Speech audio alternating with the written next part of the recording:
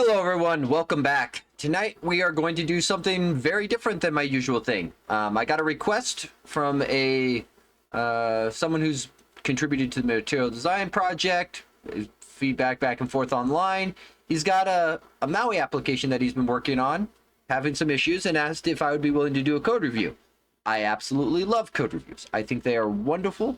They are great for learning.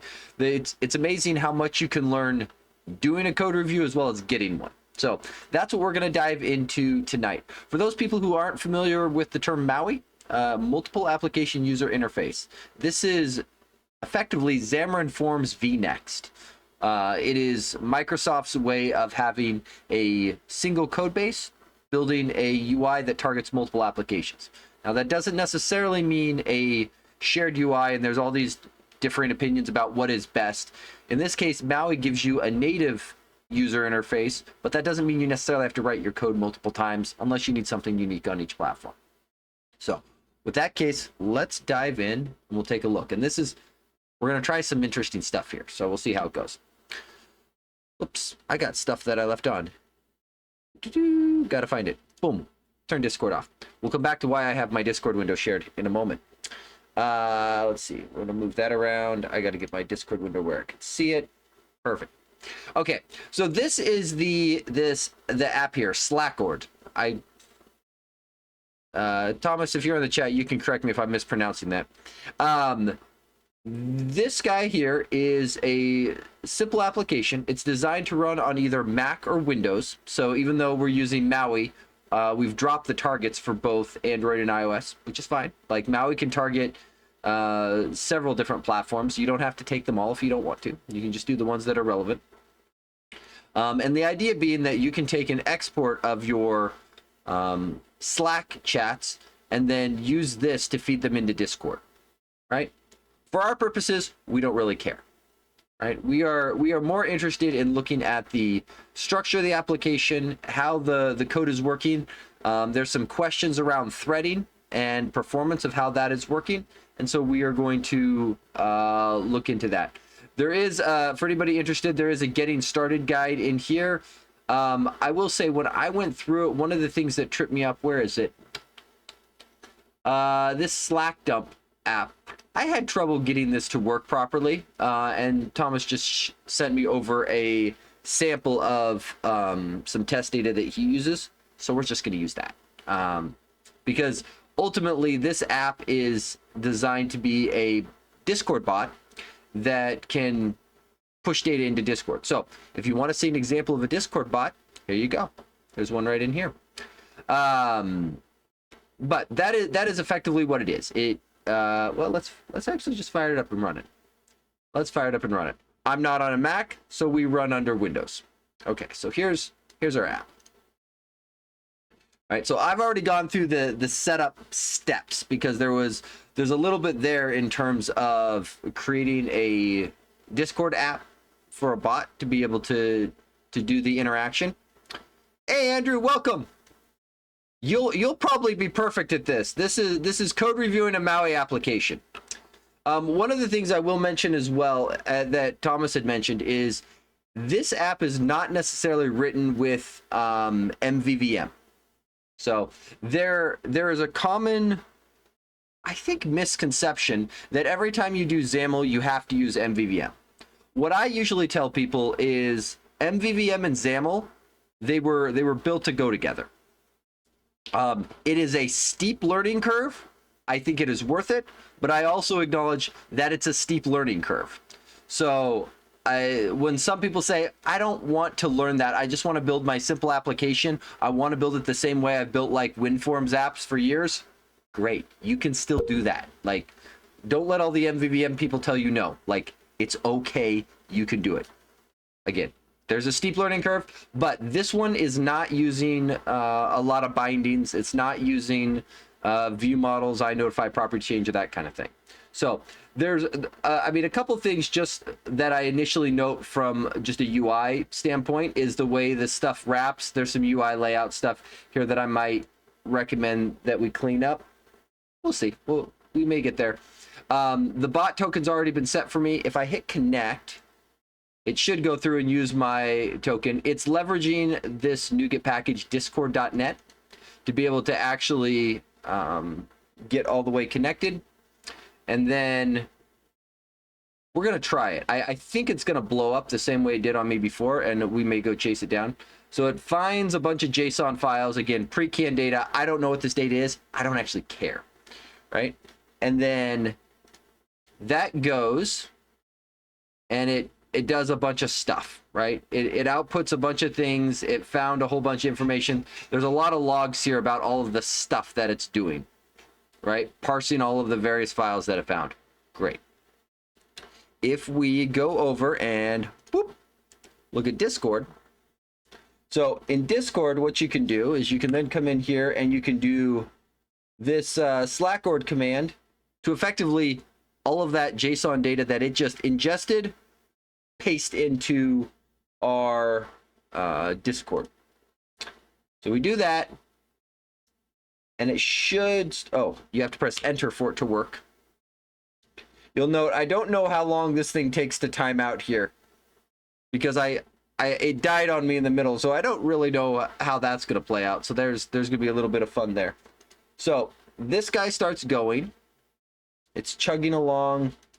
It's chugging along. It's building stuff. It's adding things. You'll note this is lining up with some of the initial things out here. So yay. We get some extra channel things in here. There's a bunch of stuff there. Great. Things are getting posted. And then you'll note, actually you probably can't tell because I've got Discord over the top of it. We do end up hitting this no reference exception down here. So somewhere in this set of data, we come a flying down, and the, okay, Copilot, I'm going to give you a chance. I have a low opinion of this particular Copilot. It works.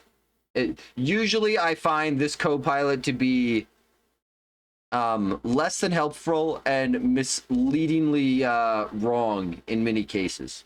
It can be bad. Or in this case, maybe it'll just take forever and not come back with anything useful. Okay, no reference. Let's just track this real quick and see, because I'm willing to bet one of these things in here. The problem is with these no references, there's multiple daisy chains all the way through here, because effectively, for those people learning to track these down, a no reference exception means that there was a null on the left side of a dot. Functionally in C#, that is when you get a no reference.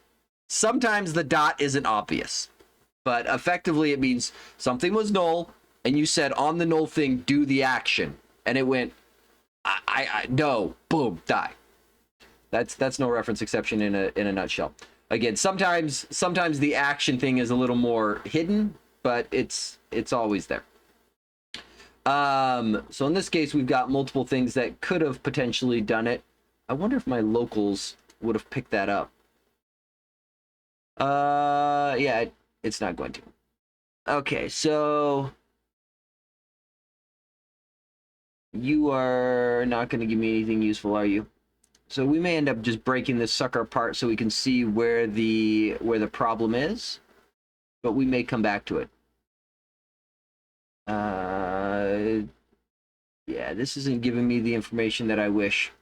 I bet you I can I step backwards?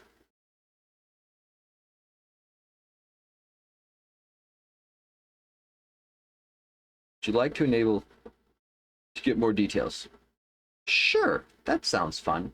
Let's get more details. Okay. Yeah, stay there. So I stepped backwards. Where is my autos? There. Gimme. Okay, so can I go back again? Just step backwards, yeah? I don't know where it went. Did it jump all the way back to there? It'd be very awkward. I don't use the historical debugger much. That isn't obvious. Turn to live debugging.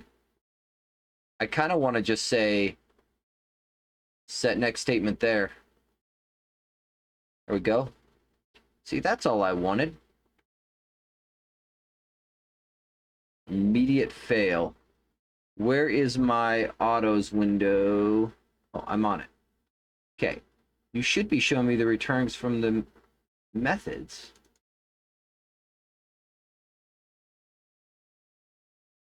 Or are you just going to keep that cached and yell at me the whole time? Okay. I just want to know which one of these things returned a null. So, immediate window.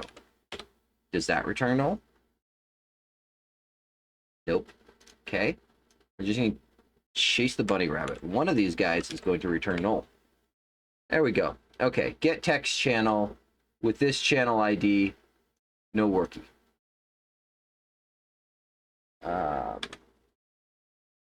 I mean, the easiest thing to do here, just in the interest of simplicity.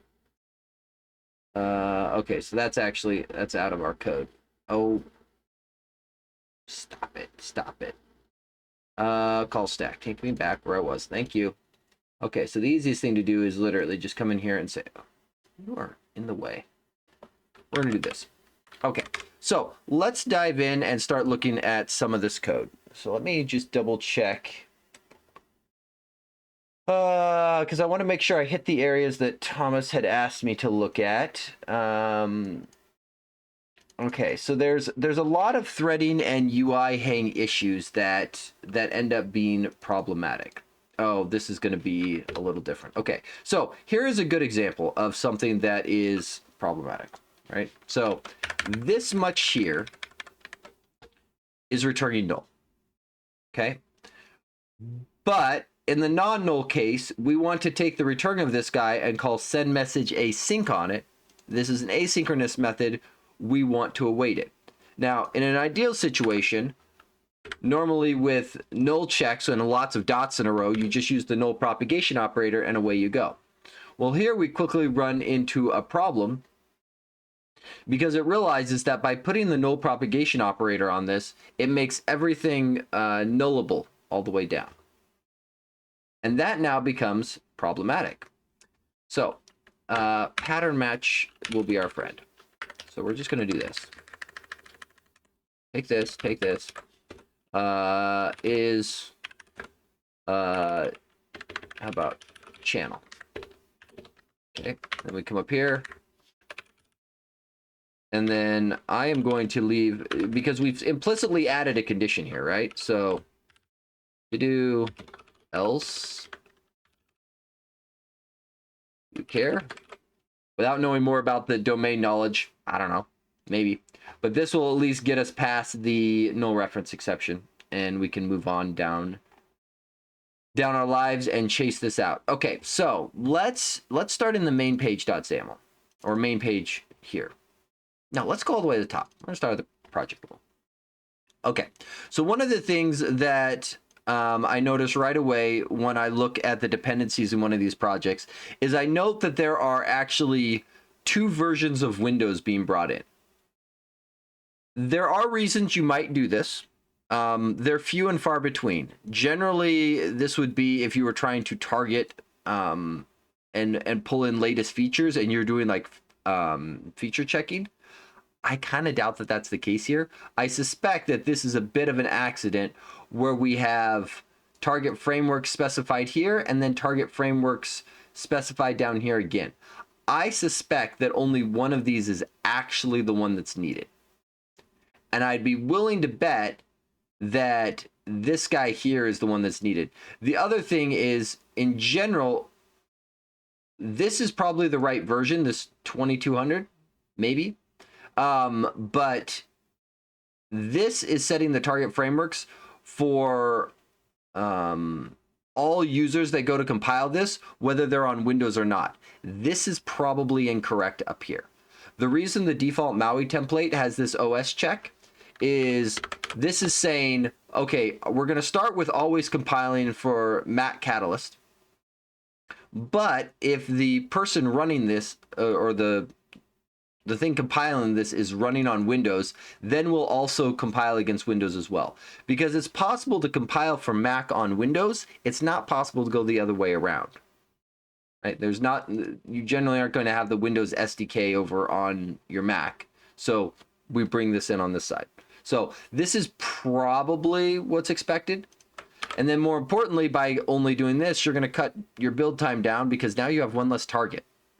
Right? You're not targeting 3 things when you really only need 2. So I suspect that's the case. We'll probably send a PR when we're done. But that's one that I note. The other thing that I notice in here is that nullable reference types aren't enabled. So this is, I believe it's just nullable enable. Hang on. When you can't remember, there's a cheater way to do it. Right click, project properties. Because I have trouble remembering whether it's enabled. Yeah, see, there's those versions in there. Come on, scroll. Here. Nullable. Oh, look at that. Nullable is enabled. Oh, perfect. Never mind. Ignore everything I was about to say there. I generally am explicit about putting it in there, but... Oh, I wonder if it's on by default for Net 7. That could be. Because I don't see it in here. Yeah, I don't see it in here. So something is turning it on somewhere in this chain. Don't care what. The other thing that I note is all of these property groups setting application ID. There is... inside of MS Build, the tooling is not always great. The C# CS proj file used to be a hot mess until several versions ago when they cleaned it up and made it something that people could like edit normally, like real developers. But some of the tooling still does this where it adds in all of these configuration, goes, okay, in order to set your application ID properly, I'm going to apply it to every single possible combination of configuration and target framework and platform that may exist. This is probably not what you want. What you probably want is this application ID applied in all cases, which it already is, which would make every single one of these property groups completely meaningless. Because the default property group, this one up here, is going to set the application ID here. And then each of these custom configurations is going to reapply it if this condition matches. That's, again, I suspect this is Visual Studio tooling shooting you in the foot and not actually something useful. So all of that, there's some stuff in here. These none removes, are these actually in here? Resources. Interesting. I wonder if these are part of the default MAUI template. I'm not familiar with which ones are actually needed to be removed from the none set, but this is potentially just an artifact of how the default SDK pulls things in. This project SDK attribute brings in a bunch of MS Build stuff that give you most of your happy defaults. That's why a standard CS proj is so small and clean, is because this SDK line does all the heavy lifting for you. Okay, there's the project. Let's dive in another level. Let's start at app and we'll just walk our way in. Okay, so application.xaml. We've got a couple resource dictionaries bringing in some styles and colors. Great, we'll take a look at those in a second. Nothing in the code behind, it's just using the shell and firing up an app shell. Great. So inside of MAUI, unlike WPF, they've built out this concept of shell, which is sort of like application navigation and structure, because there's all these kind of common patterns when you see people lay out windows.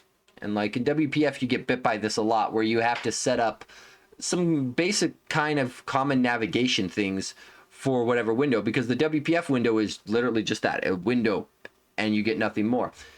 So the MAUI team decided, you know, there's all these common patterns. Let's go through and handle some of these.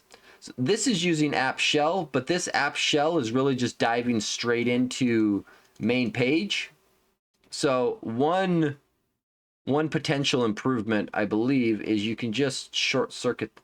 I believe you can just short circuit completely and go right like that. Let's just confirm real quick. Because if you aren't using shell for doing navigation of any kind, I don't think you're gaining any benefit. Yeah, so the only thing you'll note, there is one minor thing that we lost here is by dropping the app shell, there was that header bar at the top that it had. And that is now this title bit for the shell content. So if relevant, it's just you're using shell to put a text block or a label, I guess in MAUI terms, at the top of your window. Maybe overkill since you aren't actually using shell for anything consequential. Okay, main page. Or actually, let's take a brief gander at those styles. I assume these are probably the default ones. Yeah, so the one thing that I think, I'm going a little bit from memory here, but a lot of this looks like the stuff that you get out of the box with the default MAUI file new project template.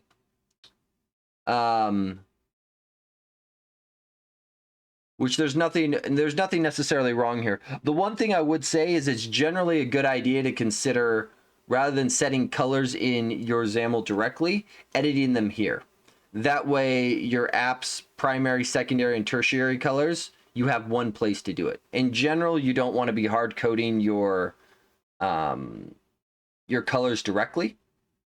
But sometimes that adds, again, another layer of complexity that people don't want to think about. They're like, I don't want to worry about theming my app. I'm just going to specify the colors. Darn it, I know what color I want. Okay, fair. It just makes it harder to change later versus having all your colors defined in one place. So, because on that note, there is,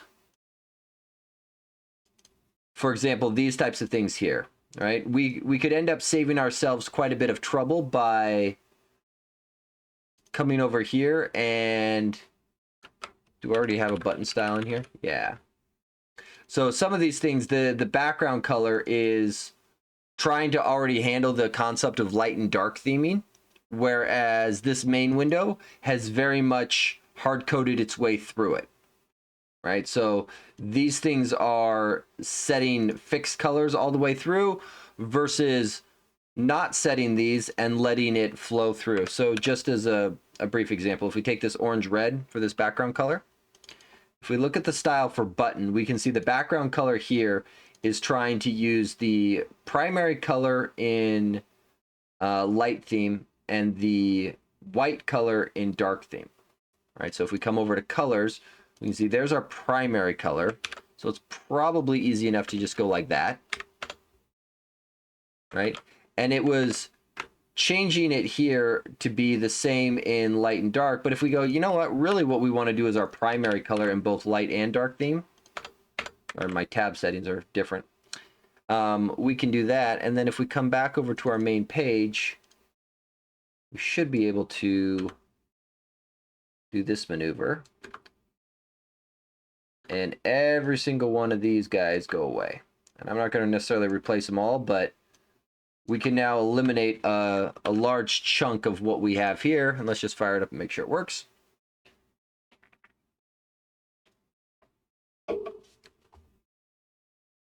Boom.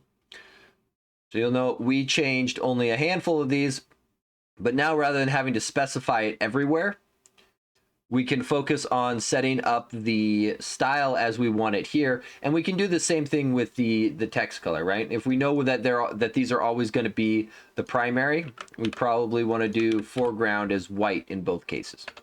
Right? And again, these are just going back and forth. And this app theme binding in MAUI is actually really slick. Based upon whether your app is being themed as light or dark, it does the switching for you. You don't have to think about that. It just works. It's really rather convenient. Yeah, and so then all of these text colors, I'm just gonna whack all these and whack all these. We can start to make this get all the way down, because even without doing any MVVME stuff, we can kind of get this styling down a little bit nicer. And we could also make sure that our style is setting the same font size, font attributes, all of those all of the way down. That way we have easy access to it, right? Easy mode. This grid layout here, this I will leave up to Thomas. I don't know if you're watching. I would probably look into something that isn't necessarily so wide dependent, especially a fixed width like this, and dial it down. But again, that's just layout. Once you have it working, you can do things as you see fit all the way through. And then here we see, so buttons, buttons, buttons. There's an exit button. There's an editor, which is the MAUI version of a text box. Oh, what's up, Thomas? Let me know if I'm missing something. I kind of just started at the top and started diving into stuff, so correct me on anything. But yeah, in a lot of these cases, I would probably just be moving these things into the default style so that you don't have to taking it all in. Perfect. Yeah, moving those into the default style. Overall, what you've set up here for the page is perfectly fine. Like there's nothing necessarily wrong here. Like I said, I would probably change the layout to something that doesn't require me to necessarily resize my window to see all of the options. Maybe look at a menu, flyout, similar. But again, that's all just layout stuff. And once you have it working, you can move things around as you see fit. Okay, so those guys all go there. Other than that, the UI is pretty straightforward. It's buttons and button clicks events. So let's take a look at, I think it was enter bot token. I think this is the one that bit me. Yeah, let me look, because I think I have some pending changes because I was playing with stuff. Okay. So this is good. Now, the one of the drawbacks of not doing MVVM is you have to be a little bit conscious of how async and await work inside of C#. So in general, async void is very bad. The reason it's bad is because as soon as it jumps onto a background thread, if any exception is thrown, it bubbles up and your whole app crashes. Because async void doesn't allow the caller anything to hold on to, the void by definition there is nothing for it to come back to. That exception just brings you all the way down. So in a lot of cases, async void, if it is needed, I often will tell people you probably want to consider a try catch. Right? It depends on what you're doing inside of it, but you may want to be handling errors or be at least well aware that an error here means a straight crash because you're just going straight down. Now, async void, even though it's bad in like 99% of cases, yeah, it's right here. Even though async void is bad, it exists for one very specific use case, which is the exact use case you have here. It exists for top-level event handlers. That's the case where async void absolutely has to exist. And the reason is because these click events, right? So a top-level event handler, the example most people give is a button click event because it's the most simple conceptual thing to do. User clicks button, you want to go do something that involves asynchronous calls. Great. That is a very reasonable thing to do. The idea being that you typically go async void at your top level event handler, and then you await everything all the way down. So rather than this thing kicking off a task and just going off into the ether, in general, you would do this. So the top level event handler gets async void, and that's usually the only place you want the async void to ever live is a top level event handler. After that, you want to push everything into being async tasks, just like you have it here. Yeah, and especially discarding that task, you end up losing it. Because the thing that happens when you put the async keyword on a method, what happens under the hood is the compiler actually rewrites the contents of your method. You have 3 lines here, but they're no longer just a simple 3 lines of code. the compiler is building up this state machine so that it can handle things like, okay, I've got to invoke this asynchronous method. I've got to watch for exceptions. When that asynchronous thing is done, I need to come back to where I left off. I got to restore all my state and I got to continue on. Like, we kind of take for granted that we get to write asynchronous code with 5 characters and the compiler and the runtime do all the heavy lifting for us. Those keywords are awesome. But one of my colleagues put it very eloquent to me one day. He's like, it feels like to use async and await correctly, I have to understand the internals, and I don't want to have to think about the internals. I'm like, I don't know if there's a way around that. If anyone comes up with a good one, I'd be curious to hear it, because async and await are incredibly powerful, and I think they're one of those areas of C# that they're so easy to apply. It's easy to apply them incorrectly. But again, basic guideline, async void for event handlers, await task all the way down after that point. Okay, there's a couple other things in here that caught my attention in terms of how some of this stuff was set up. So, oh, that's why. Okay. So I was curious. This bit of the constructor caught my attention. I was like, I was confused why we were assigning to instances when this guy was already here. And I realize now what's going on is you expect only a single instance of this page, and you were looking for a top level way or a static way of accessing the members directly. I may circle back to that. I see this pattern a lot, even in WPF, where people have their main window and they go, I'm always only going to have one instance of my main window. I just want to statically access my main window. And oftentimes I try to avoid this. At a minimum, what I might suggest doing is just is not null. Just to make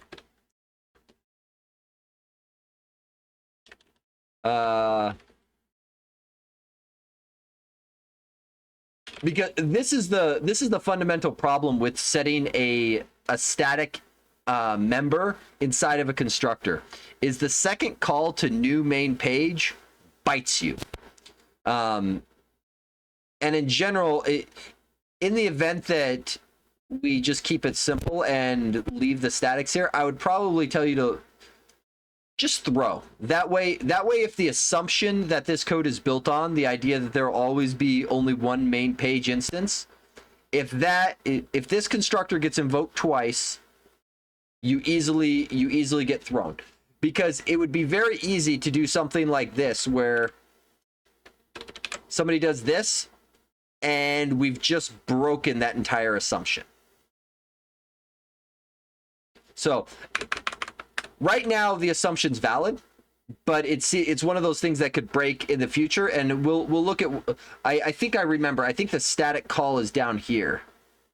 Yeah, I think it's these members down here that end up going after those static instances. We'll circle back to these. There's other ways to solve this that might be a little cleaner. That way, you don't have to deal with those instance problems. We'll come in here. So the other thing that I thought this guy had and I might be getting my stuff confused. There is appearing or loaded. So oftentimes inside of constructors, you typically don't want to do. Oh wait, what is this? What is going on here? Okay, hang on, I gotta look at this. So we're pulling the preference, checking for first run. If the first run, do the things, toggle the flags, welcome back. Got it.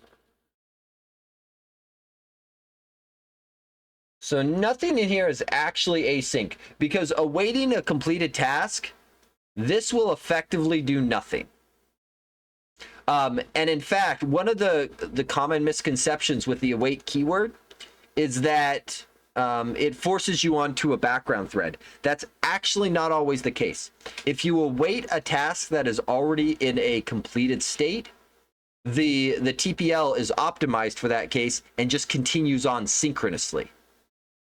Right? That there's a key trick there. So if you await a task that is already in a completed state, your method will continue on synchronously. So even though you've written asynchronous stuff, this method is functionally synchronous and will never switch threads. Going through here. So there might be this async void here that I'm not liking because this isn't a top level event handler. The first one doesn't need to be async, so that problem would go away. Does this one need to be async? So neither of these actually need to be async. So I might propose that a cleaner approach would be this. I've broken some stuff, so I'm gonna have to go back and change some things here in a moment. So I should be able to do this. I should be able to do this. I should be able to do this. I should be able to do this. And then I should go here, and I should be able to go here, and I should be able to go void, and then drop these. What are you complaining about? Oh, there isn't. Wait, what? Stop. What are you complaining about? Cannot await a void. Did I just change the wrong thing to void? Check for valid bot token. Oh, no, it's just being invoked in both places. So these two both don't need to be asynchronous either. Okay, so that all works. And so that gets it down to here. The other thing that you may want to consider doing is doing it in this constructor slows down the creation of your main page and therefore kind of hits your loading screen. Oftentimes inside of a page, it's very common to want to do some sort of initialization logic, right? And be able to do that kind of thing. Leveraging something like either the loaded or the appearing events. Come on. Copilot, do the thing. Thank you. Or IntelliCode, do the thing. One of you, pay attention. And then inside here, do your initialize. This is also the case where if this initialize method was left as asynchronous, right? This guy would be async. Stop it. Don't help me. Right? That would then push this guy to be async void. He's now a top level event handler, and we turn off caps lock before typing the word await. But then you functionally get the same behavior, right? From an end user perspective, this initialization still occurs. You can have an asynchronous style initialize. You keep your async void tied to a top level event handler, and then these things can be awaited and whatnot if they need to be. But for now, I think given that they aren't asynchronous, that then just doing something like that makes it a little bit easier. And some people don't like this level of indirection of I've gone A, B, C. One could argue you could just inline this initialize method right here. The one thing that you miss out on when you inline it like this is by leaving it separated, you're attaching a name to this block of these invocations. Sometimes attaching that name is nice, so I kind of like it. So we're gonna leave it. Okay, we're gonna come back to here. This guy here, this is another situation where I would say go here. And you'll note in a lot of cases, just following some of those common patterns, some of your threading problems will just disappear, which is really convenient. The other thing to be aware of, my comment earlier about how putting the async keyword on your method rewrites the method with that state machine so that it can handle the asynchronous stuff. There is emphasis on minor, very minor overhead in having your method being rewritten like that. A straight synchronous method has far fewer instructions in it than an asynchronous one. Right? Which is why if you do this, you'll see warnings like, hey, this is going to run synchronously anyway. Why are you taking overhead that you don't need to? The Some people will try to dodge the overhead by dropping async and await in some cases and just straight returning the task. I would discourage that behavior until you have a performance benchmark or a reason to do so. Because though you can do that and it dodges a little bit of the overhead, there's a few gotchas, especially around like stack traces and exception handling, that you have to be aware of. And it's usually better to just not suffer that way. Yeah. So moving forth, we're going to come back to the cancellation token source, because there's a trick here that I want to go back to.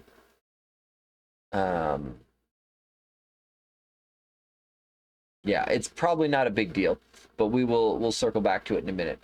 Blah, blah, blah. This goes through. This sets these things up. These are the backing fields that are generated. Great.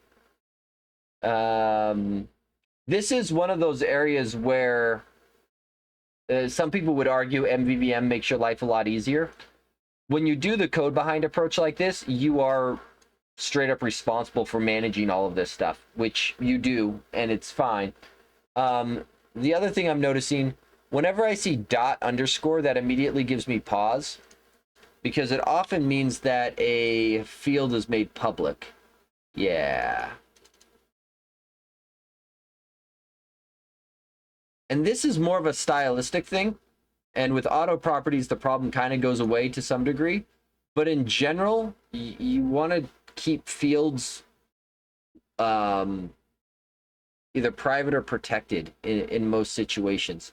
And again, it's more of a stylistic thing, but the easy way around it is that, and then I'm done. Or I guess we do that. Oof.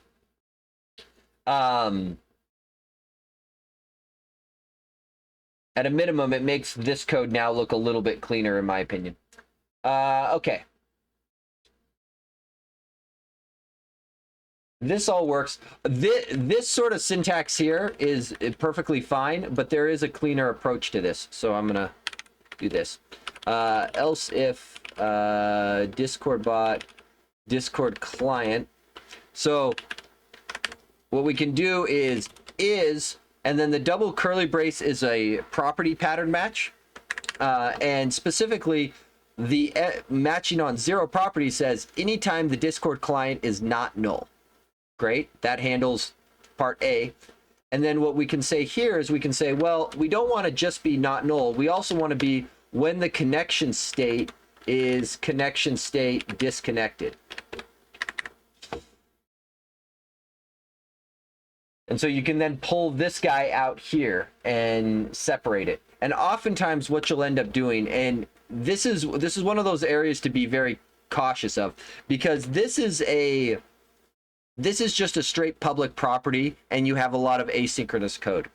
When you have asynchronous code and something that's mutable like this that can be changed back and forth, you have to be really careful, because it's very possible for someone to change out this instance mid-run. And actually, now that I look at it, that line is meaningless because it's going to be replaced right there. So we're going to leave that off. So in a lot of cases, even though this is checked it for not null and checked to verify that the connection state is disconnected, you have no guarantee that between this check here and when you re-access it down here, that some other bit of code hasn't reassigned that property to a different instance or nulled it out. Either case is bad. So the workaround, and why I like to switch to the property pattern, is because then you can do Discord client. You can do or we might say disconnected client. And there's a cheap trick with threading that most of the time people intrinsically know, but they don't realize they know it, is local variables inside of a method are thread safe by definition. Right? So local variables inside a method are thread safe by definition, because this local variable, no one can reassign it. It's local to my function. It's not like two threads can get into the same function and muck with the same local variables. They're usually like on the stack and not shareable. So a common trick to make something thread safe without needing locks or anything fancy is just take the value you care about, store it in a local variable, and then only do all of your checks and actions on that local variable. Because now I know that once I've cached that variable, even if somebody goes and reassigns that property, I'm still acting on the same instance that I cached in my local variable. That's not going to change on me. So cheap trick to add thread safety, because then you can come in here and go here. And this may not be a good name because now we're pulling it out looking for connection state connected. It is interesting too. Another thing that you often want to avoid, string comparisons when they aren't necessary. Like connection state is already an enum. So rather than doing that, I would go against the enum directly and pull that out. The other thing is, what is this thing here doing? So this is taking in a state, and this is just setting the state to be that text. Interesting. What are these? Interesting. So this certainly works.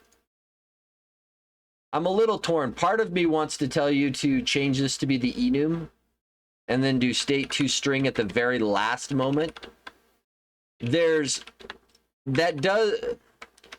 Sometimes that's a good idea and sometimes it's not. It works well because when it's not a string, you can guarantee that you only pass in a fixed set of values. Where it falls apart is the moment you go, you know what, I'd really like to set a different text value that differs from the enum, and then the world falls apart.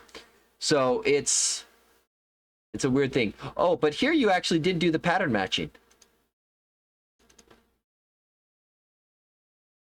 This works well, though you only use current page here, so you could just flatten it up and do that directly, because that's the beautiful part of pattern matching is it handles that assignment, like I was saying, for bringing it into a local variable and the null check all at once.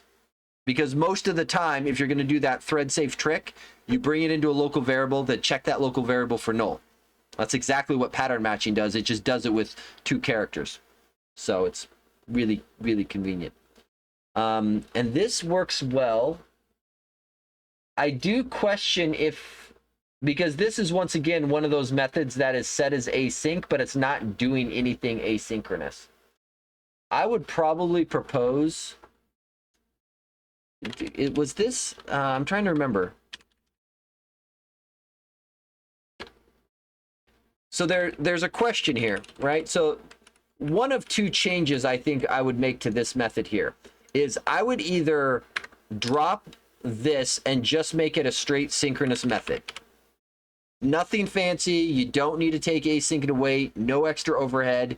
It's just a function, right? That would be option 1. Option 2, leave it asynchronous and then come down here. And then do await. And there's a subtle behavioral change here. And I don't know if I can say without going through all of the code which one is correct, right? So before with the begin invoke on main thread, what this ends up doing is it takes this delegate that you have here and it throws it onto a queue. And the next time the UI thread goes to process that queue, it'll pick it up.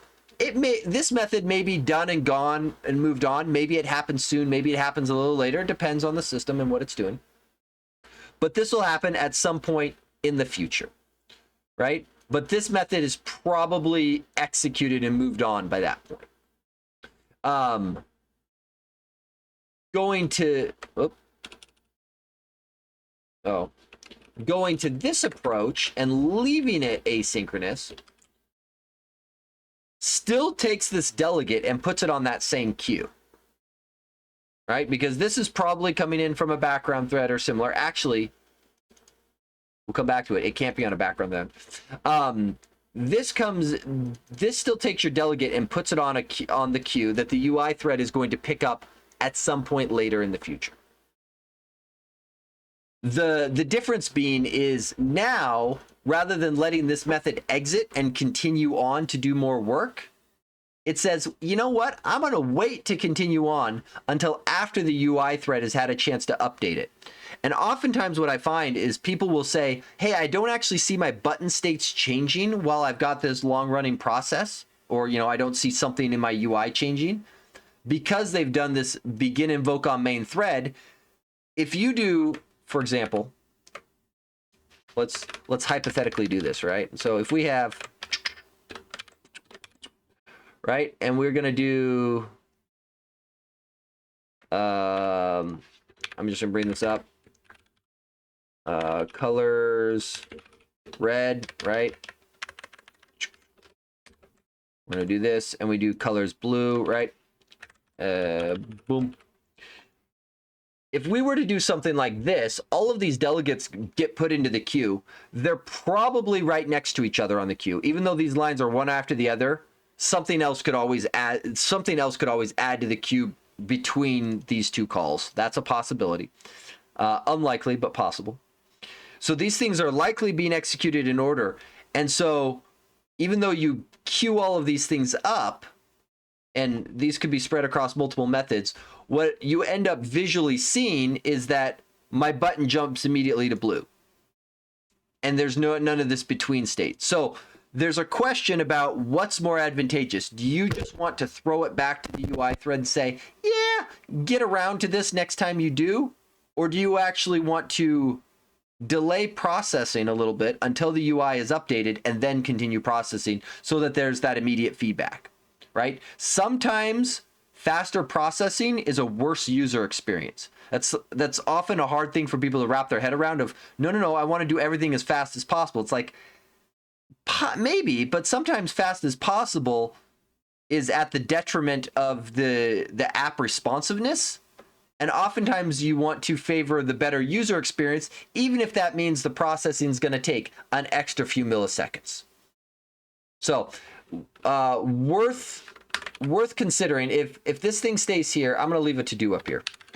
To-do, consider either making this just a void return or change to main thread, what was it? Main thread invoke async or something. Invoke on main thread async. Because I think I would go one of the two ways with this.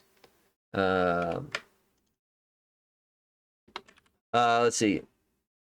Yeah, that's the case when resuming connection, specifically that the color changes very quickly from yellow to green, almost instantaneously, making it pointless. Yeah, and so it may be worth actually considering doing the latter case, because then there's actually that responsiveness rather than the quick change, right?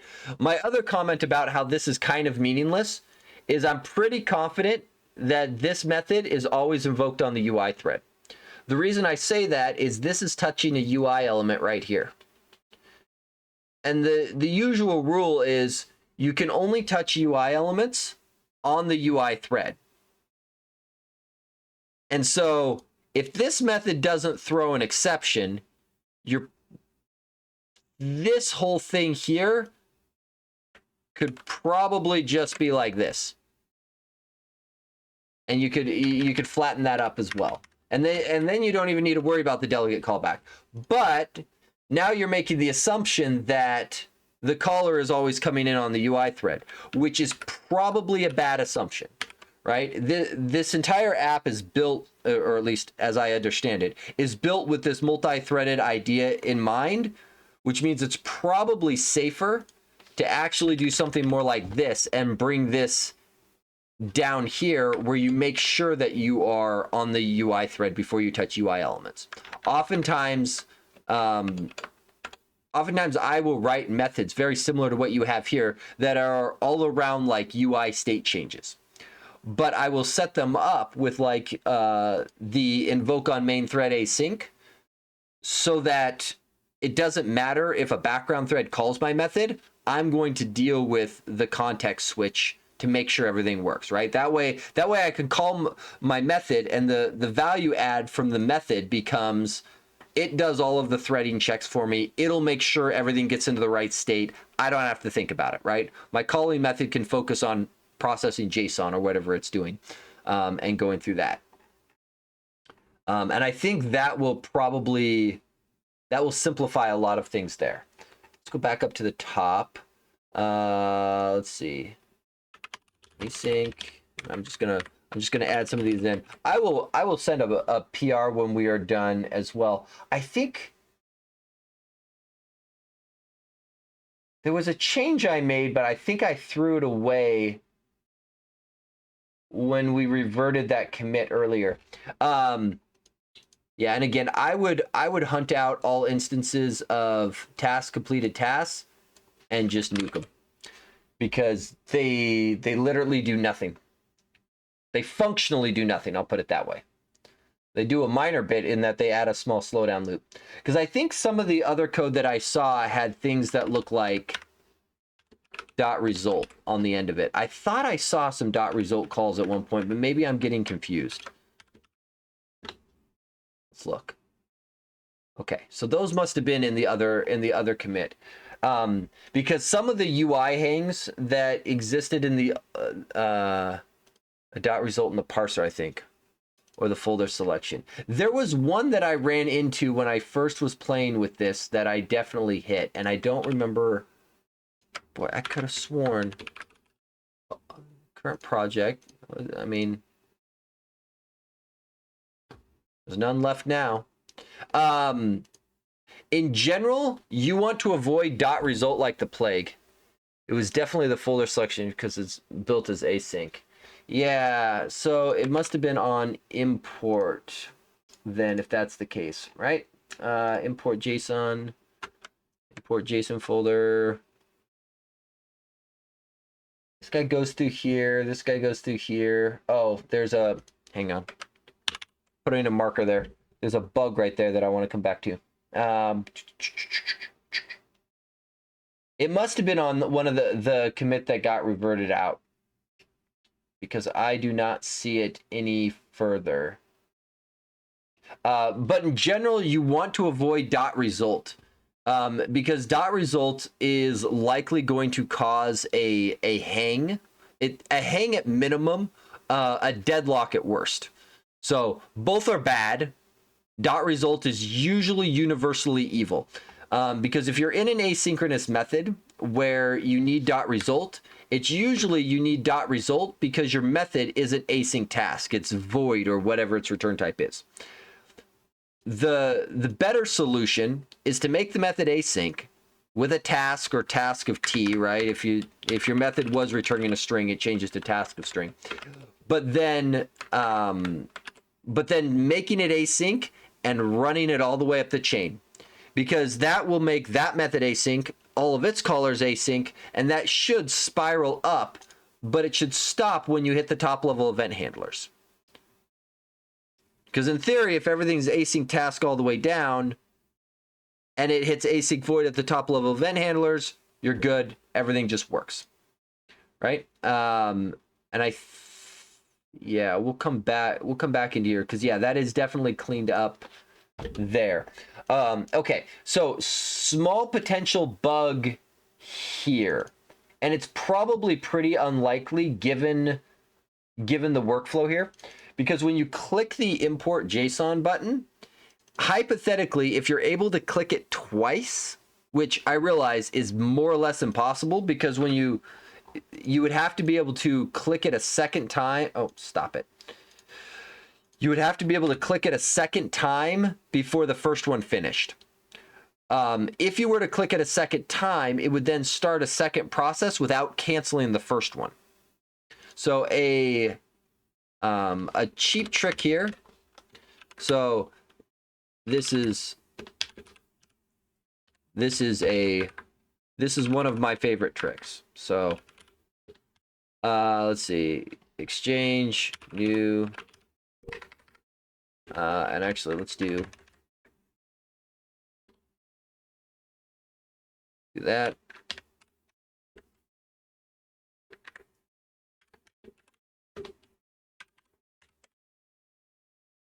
And then this gets, see, that goes in there, that goes in there. And then this becomes ETS.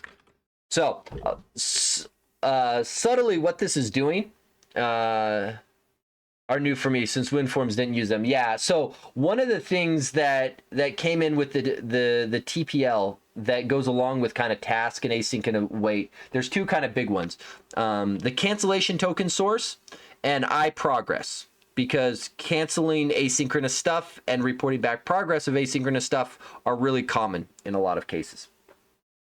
But you have the pattern down fairly close. The idea with cancellation tokens is that most things are going to implement cooperative cancellation, meaning calling cancel on a token source and canceling a token isn't likely to just magically cause a cancellation to occur. The way the cancellation actually occurs is that somewhere inside that asynchronous method, somebody is either checking the is cancellation requested flag on the token, or somebody's calling throw of cancellation requested. So whatever asynchronous operation under the hood is doing work, it's doing one of those two things so that when you cancel, it automatically throws up. Now, the interesting part here is this is async void. And remember the comment earlier about if an exception is thrown from an async void method and it bubbles all the way up and out, it's going to crash the app. If you call cancel on an asynchronous method, what will likely occur in most cases, and it does depend a little bit, is because the cancellation token has this throw of cancellation request method, this is going to throw an operation canceled exception. So what you often want to do, especially in your async void cases, is you want to trap that one. Because most exceptions, maybe it's okay if they bubble up and your app crashes, right? You hit an unexpected case you weren't sure about. You're now in a weird state that your app may or may not be safe to continue forward on. Crashing might be the best idea.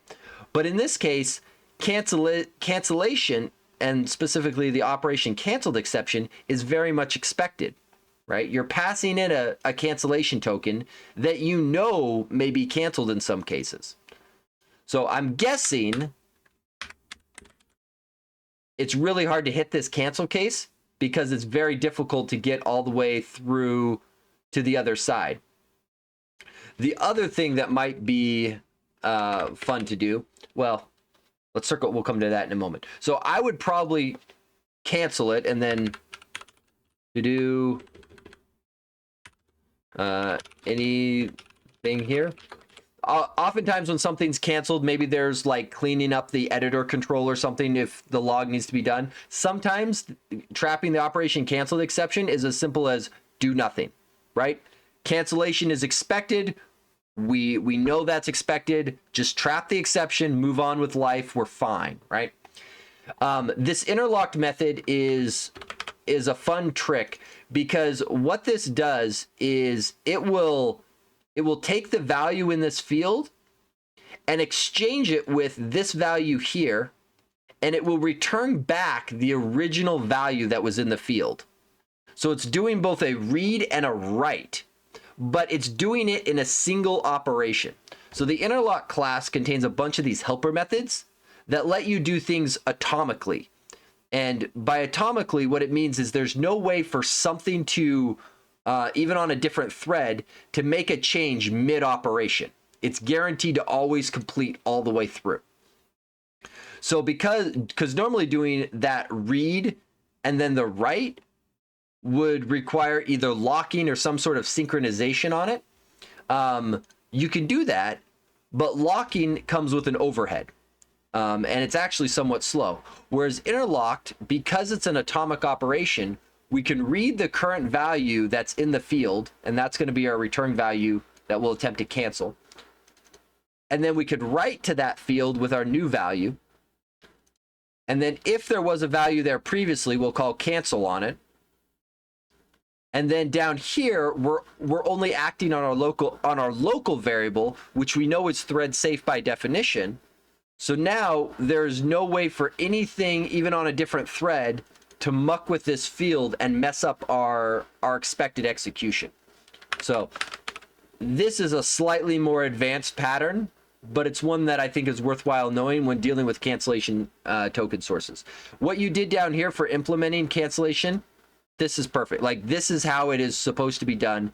Having a token that you pass through to everything, exactly correct. Any asynchronous call, at least everything in the BCL, should have overloads that take in cancellation tokens. There's very few that don't. And they all should be cancelable. Just know that if you're going to be passing a cancellation token, you also want to make sure that you consider what happens in the operation canceled exception case.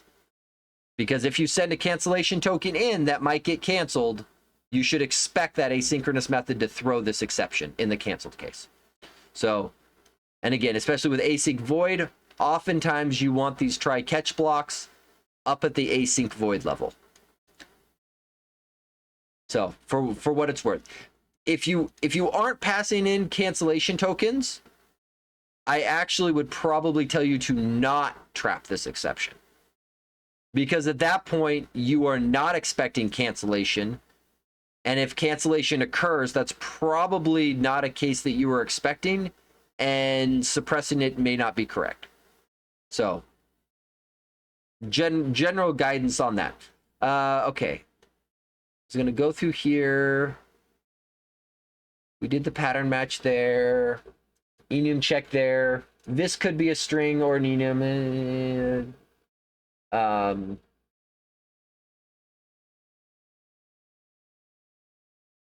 So hang on, what goes on here?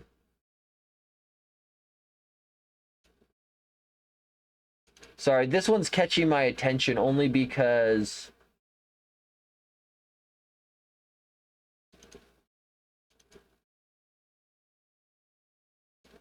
should this be stored anywhere? Where does this come from?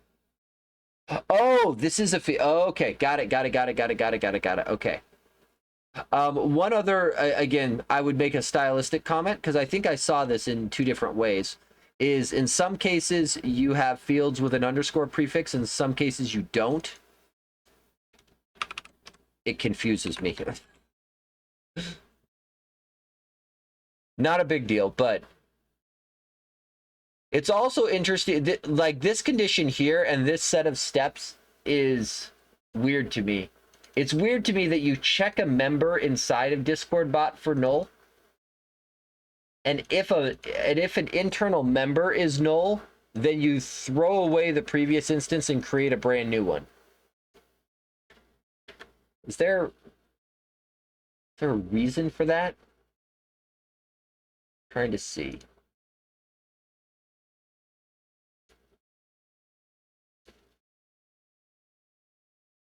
I don't know if there... It seems to me that this line might be meaningless and that you just want to do that without it.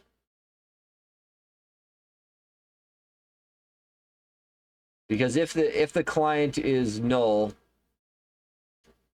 you want to go through, and main async seems to initialize it. And then away we go. Okay, and then this guy here. So this is one of the other things that I think is probably causing some of the confusion. What does this debug window get used for? Does this get used at all? No. Okay, so this guy here isn't used, so that just goes away. That makes it easy.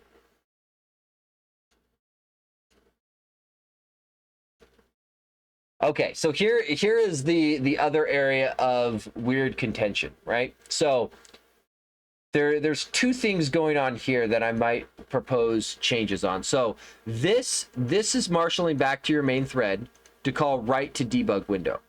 Now, I would propose that a much cleaner approach would not be this order of operations. I would propose that a better order of operations would be this, of something more akin to this, where rather than having the caller always assume that they need to know what thread to invoke on, they should just be calling right to debug window, right to debug window, right to debug, right? And that method should then deal with needing to switch. And I think, sorry, doesn't main thread have a, yeah, so there's, I would potentially do this. So there's a let's see. We're gonna show you a trick. Return.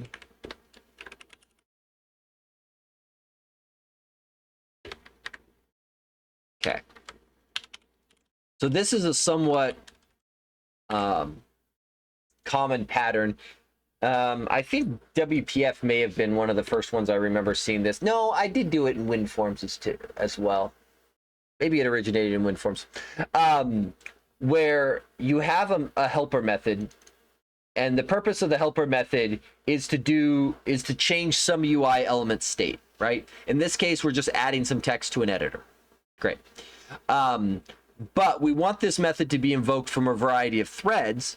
And so what we do is we say, okay, well, if we come in and we aren't on the main thread, we're going to actually recurse back onto ourself, right? And in this case, you could argue that, oh, you could just as easily do this, right? You don't need to recurse back into yourself. The drawback being is that now you're duplicating whatever set of instructions you have down here have to be duplicated inside of here. Whereas if you recurse onto yourself, the assumption being that when you call this begin invoke on main thread, the next time this is invoked, this guy shouldn't be returning false. He should be returning true, and you drop into here. So now you don't necessarily have to marshal back to the main thread and queue it up and all of that. If you come in on the main thread, great. Just add the text and move on. Otherwise, we'll queue it up and we'll do it later. Which I think then ends up making this a lot cleaner. Because now this guy doesn't have to be concerned with anything. He can just simply say, you know what? Away we go.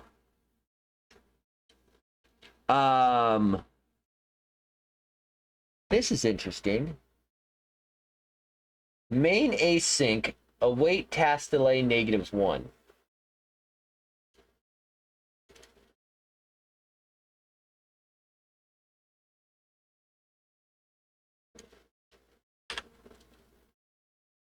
I'm curious what's going on here and why you need that.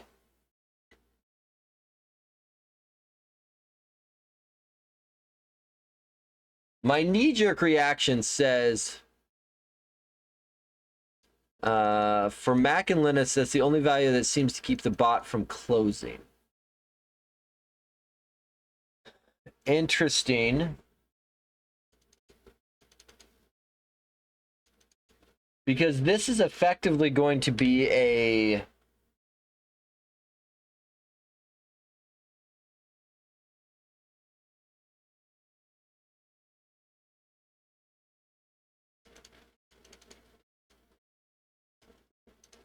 So remnant left over from the CLI version of the previous one. Got it. So this kind of makes sense if you were in a CLI app. Because if you... In a regular CLI app, unless you do some work to keep the console app alive, when it reaches the end of... I get it. That's why this is called main async. In a console app, when you reach the end of main, your app terminates. Exit code 0, you're done. Right? Because there's no like event loop. But in a UI application, there is actually an event loop. So unless you have a reason to keep this here, I would probably tell you to get rid of it, because this is going to end up basically just hanging something specifically that could actually be some of your UI hangs in this use case here. Because what that will mean is when this method is invoked and it hits that case, that call is going to be sitting there hanging forever and never come back. Now in a console app, that's fine because at some point you want it to terminate, but in a UI application that's event driven, you really don't want it. So I think that may actually solve some of the performance problems there. Yeah, console read line. The other thing that you can get away with is generic host.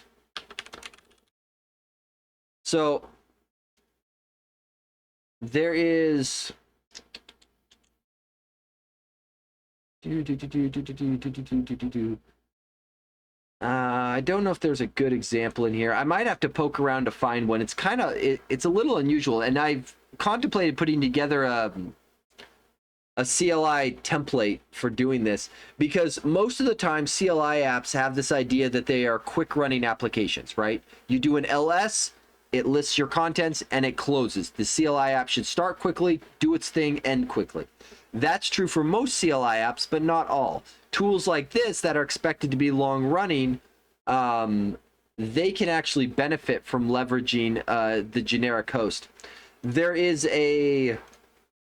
I'm going to be giving a talk on using the generic host as part of the .NET user group. I think that is coming up in August. Don't quote me on the date. I need to double check. But if you are interested, watch this user group. Because the generic host is one of those things that is incredibly powerful, and I don't feel like people leverage it enough. Most people just think of it as, oh, that's the ASP.NET Core way of doing things. It's like, no, like they called it generic host as a hint. You can use it anywhere. It's generic. It's actually the MAUI team. Where is it? You'll note the MAUI team stole the same pattern, and they did their own variant of generic host. So they did the MAUI app builder, but this is very much following the generic host pattern of doing it, and you can leverage it. Okay, other shameless self-promotion time. So if you want, for anybody who wants to see, because I think I've shown this off before, if you want to see an example of using it in a WPF application, I have a .NET new template that actually sets up a WPF application, and part of doing that is leveraging the generic host, because WPF predates generic host. That was never a thing. But you can totally use the generic host in a WPF application. And specifically, if you were to rebuild a CLI app with it, the whole reason this triggered in my mind is you can actually then make your Discord bot class. You can make this something called a hosted service. Do they have hosted services listed on here?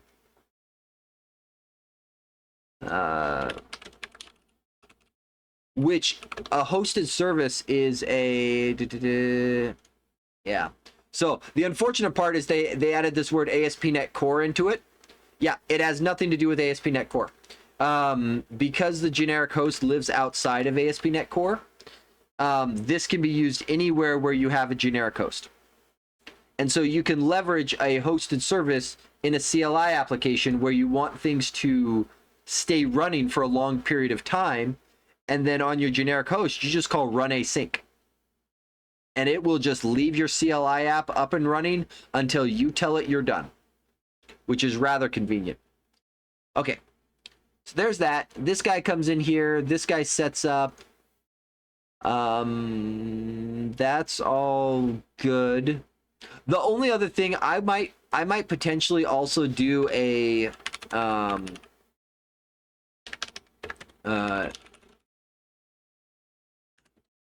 throw new invalid operation exception. Hang on, Copilot, do your thing. Come on, Copilot. This is your happy place. Come on. There we go. Thank you. Good Copilot. Because you do have a bit of an issue if you are able to call in here twice where this thing is not null, because you'll end up actually with a memory leak. Because right here you're registering up for all of these events, and on each of these events what's subtly happening is this is doing new, what is this event handler? New funk of, probably picked on one of the worst ones to do it on. Gimme.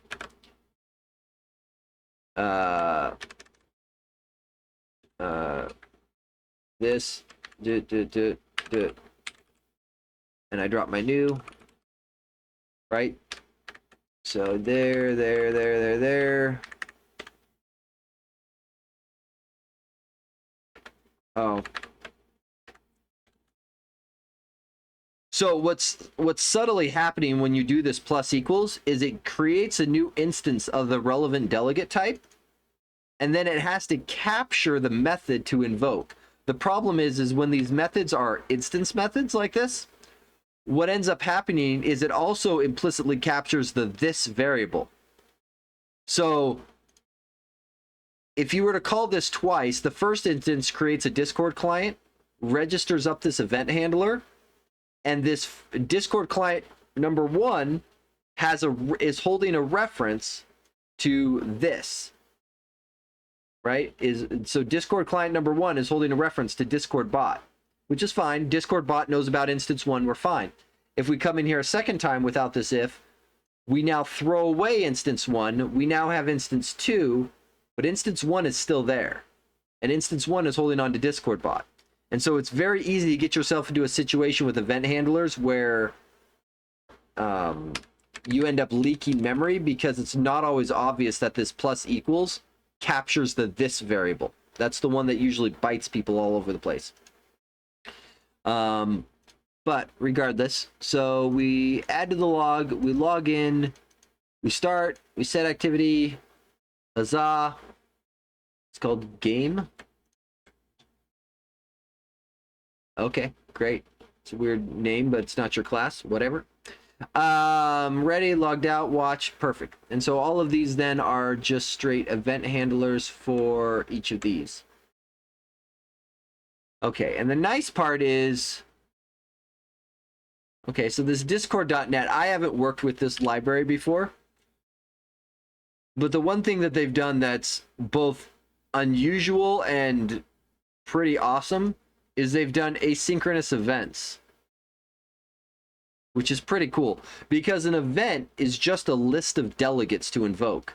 And so to do an asynchronous event, it means whoever is raising this event has to also be intelligent about awaiting all of the possible tasks that are there. I'm just going to assume that they do things correctly and move on. This comes in here, command.data equals.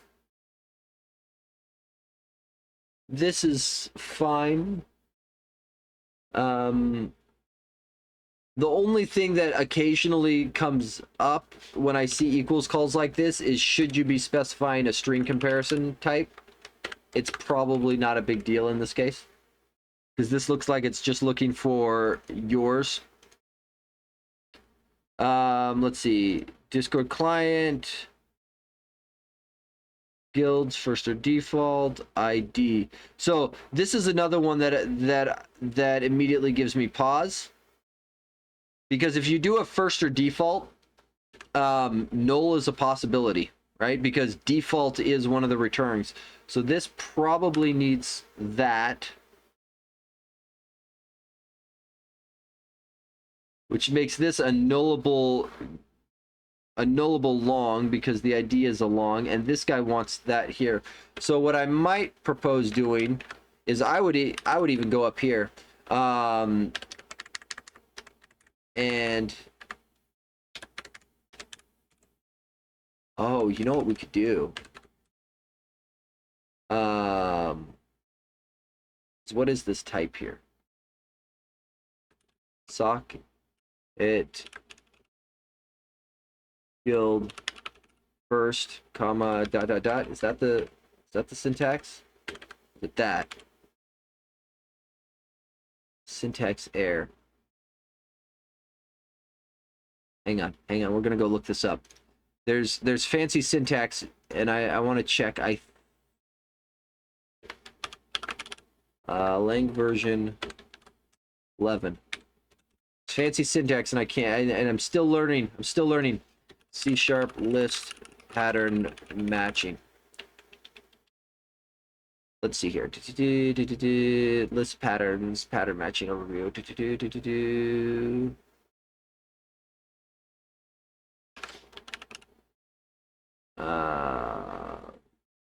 That is not what I'm looking for. List patterns. Yes, show me list patterns.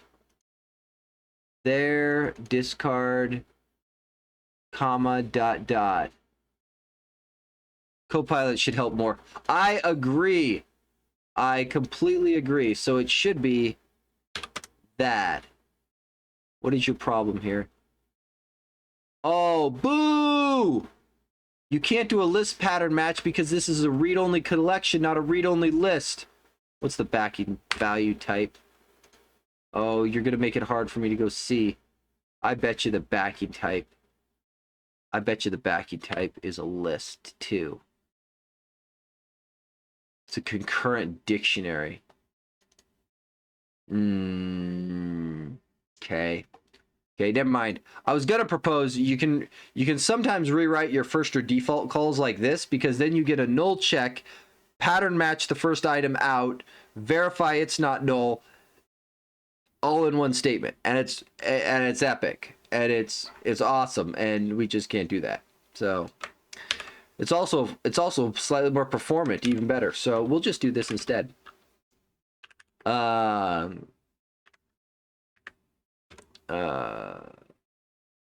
So I do this, and then this you then no longer have to worry about the null case because the pattern match handles the null case above. Bippity boppity booyah, and we're done. It is interesting here. There's a disjoint in how this is actually going. Why is this one requiring the UI thread?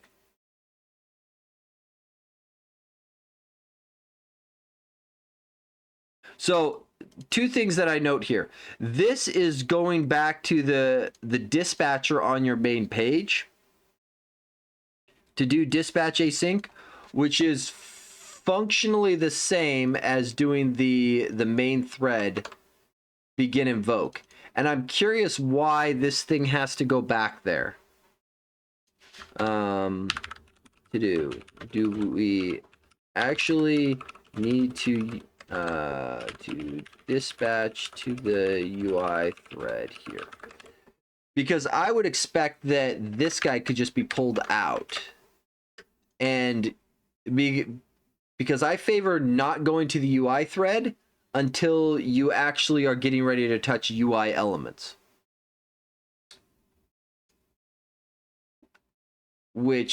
So I think you can...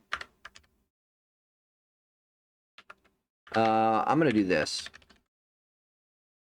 Since I don't know, I'm going to pull this out. Because I would probably do that. And then similar thing here for the commit progress. I would do the main thread invoke inside of commit progress so that this guy could get pulled out. And I think that gets through. The one thing, okay, I want to jump back over to here. So the one thing I did note, I ran into a fun use case here. What is typer namespace contacts? Well, I didn't want that namespace anyway. Go away. There's a bug here. And I only know because I've hit it myself. So I believe if you go import, cancel. So you'll note result here. Oh, and maybe this was on the old one too. I think the old one was accessing result.folder. Okay. Without checking successful here. Got it. That's fine. Okay. Well, let's yeah, that was the task result you were talking about. Oh, okay, that could have been what I was misremembering. So this guy comes in here, grabs selected folder, get directories. So one of the things I'm curious about, is there a reason we only grab JSON files that are in subdirectories of the selected folder and not just, like, I realize that's the structure of the data we have, but is there a reason that it doesn't just grab all of them? Like, for example, all of this work that's being done in here, so if it were me, I would do something like this. For each of our file in directory, enumerate files. And because this is also doing top directory only, I mean, I'm really my gut reaction in this case is to say, given the selected folder, go after anything that is star.json, except for you have to type star, right? And then do in the right,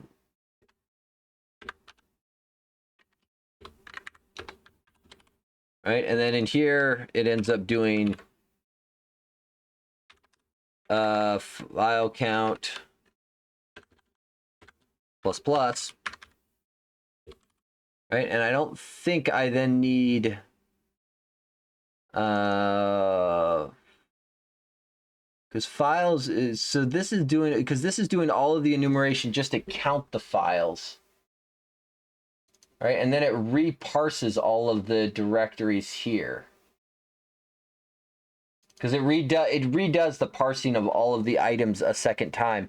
And I'm curious if that's actually valuable, or if, because I don't know how, my personal opinion is there's not a lot of value in the display alert of telling how many files were found. I mean, maybe it's useful at the end, but I'd be somewhat tempted to take this logic here, put it here, file list, that ends up here. Let's see, and then we come down here, and we take this, and we put this in here. And then folder name gets that, which this would become path, get directory name, file, path, get file name. This looks weirder than all get out, but this gets the name of the folder that the file is in. It's useful, but only 19 process. They know there's a problem, but that's the only use case. Okay. I guess given that the only option that the user has though is to click OK and continue, would it still be reasonable to give them the alert and tell them how many were found, but do it after already doing the iteration, rather than iterating your file structure multiple times? That's the only thing that I'm looking at going, it seems like a lot of work for not a lot of gain. This becomes file count plus, and the user can still be told about how many they've seen. And then folder count. Okay, yeah. So where does folder count go up at? Folder count. This is the number of subdirectories.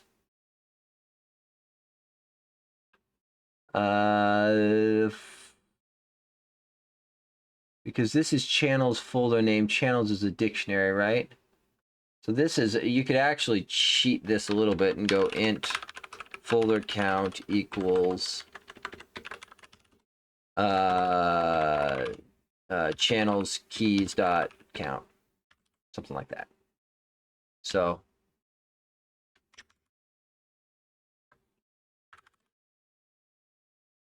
let's see. This is interesting. Does this work?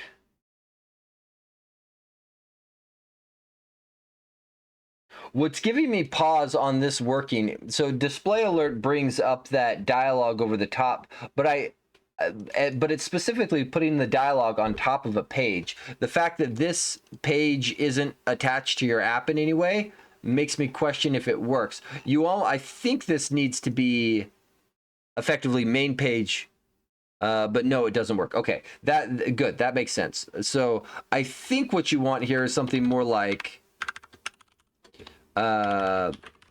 main page dot display alert, because you need the actual instance of the page to be able to do it. I think the better approach would be some sort of static like what you have here that's already set up to be able to go back through and have it show up. Because in a lot of these cases, these shared classes, they're almost like service classes. I would propose that as much as possible, keep UI stuff out of them as much as possible. Have them make calls like display this debug information, show this alert, but don't have them responsible for actually doing that work. Because then you start to clutter the actual processing code with UI stuff. Have them call back out. On that note, let's look at these statics real quick. I'm trying to think of a clean solution for you versus having this go back. So there's a couple ways to go about dealing with these. And I'm trying to decide if any of them are better than what you have set up. Because in an MVVM architecture, I would be telling you to use some sort of publish subscribe pattern with like an iMessenger or similar. That would be my default gut reaction. The other way that this ends up working really well, and you know what? You actually have DI already plugged into this. You could DI this. Is that a good idea? Is that a good idea? Let's go back here real quick.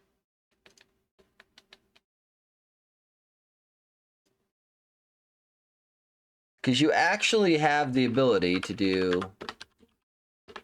do a dependency injection. I don't know if I would tell you to bite that off yet. It's clearly a good option that would be worth consideration. But is it the best option or the best consideration? I don't think so. I think what I would probably tell you to do, in terms of simplicity, is I would get rid of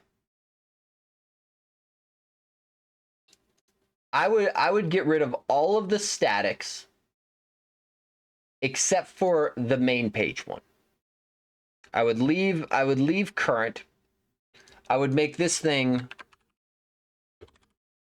I would do that.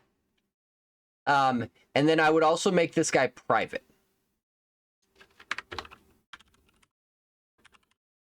So what that then does is on your statics down here, right? So for example, we have this commit progress, right? So if we were to go through and deal with this guy, I would probably rewrite this function more like this. So let's do the if main thread is on main thread. We're gonna do the whole recursive thing here.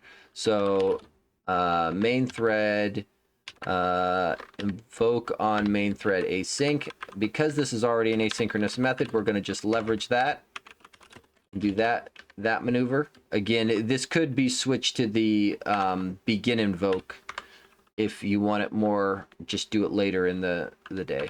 So commit progress, and then total messages to send. So something like that. Async await. Okay. Actually, you know what?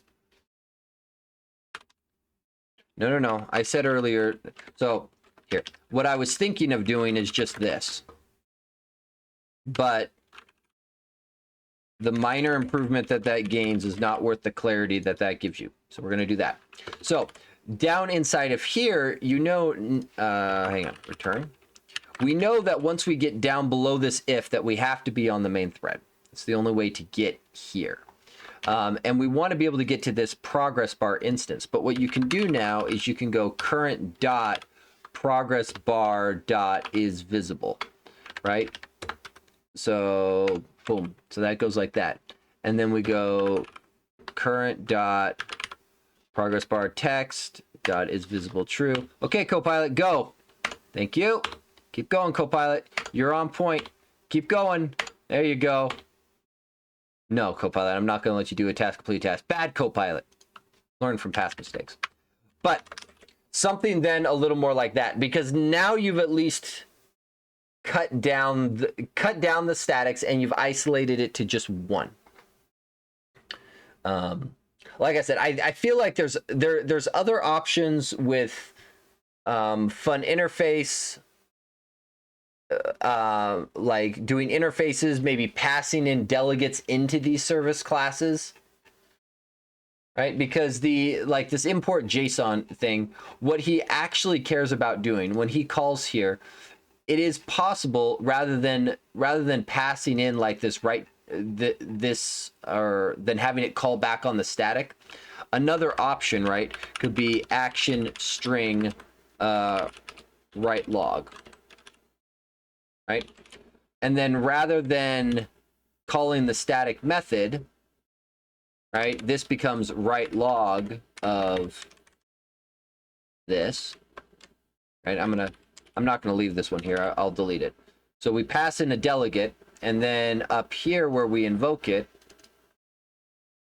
we have to then tell it what the write log message is, which ends up being this dot. What was the method called? I already forgot. Write to debug window. So we pass in the method that we want the writing log to do. So if you go that route, now you've passed in all of the dependencies that this method needs to actually function. Right? There's obviously other things in here that would probably need to be changed out too, like it would need a display alert thing. But you could pass in the dependencies that import JSON needs rather than having it call the statics back out. Because every time you call a static method, there's now a coupling there. So with all of these static calls, import JSON is now coupled to say main page display alert. Okay. That means that it's very difficult to refactor this without the main page. But now if all it takes is a delegate, it's like, well, that's a little more clear on exactly what my dependencies actually are. So you could, things like that would certainly be ways of cleaning it up. Like I said, in the interest of simplicity, leaving the static coupling, I think, is fine as a first pass. Because once you get to passing in dependencies like that, either into the method, that's when you start to think about, well, maybe I leverage dependency injection instead. Rather than managing your services directly, you can now start to have a level of indirection where they're abstracted away from each other and they don't really know about each other anymore, which makes it really easy to start moving individual blocks around. I would say get it working first. The other thing I just noticed here, this guy only contains static members. Class can be made static as well, for what it's worth. The thing that I usually try to avoid in a lot of cases is public static. I really don't like it in a lot of cases because it's very easy to get bugs and it's hard to tell where they come from.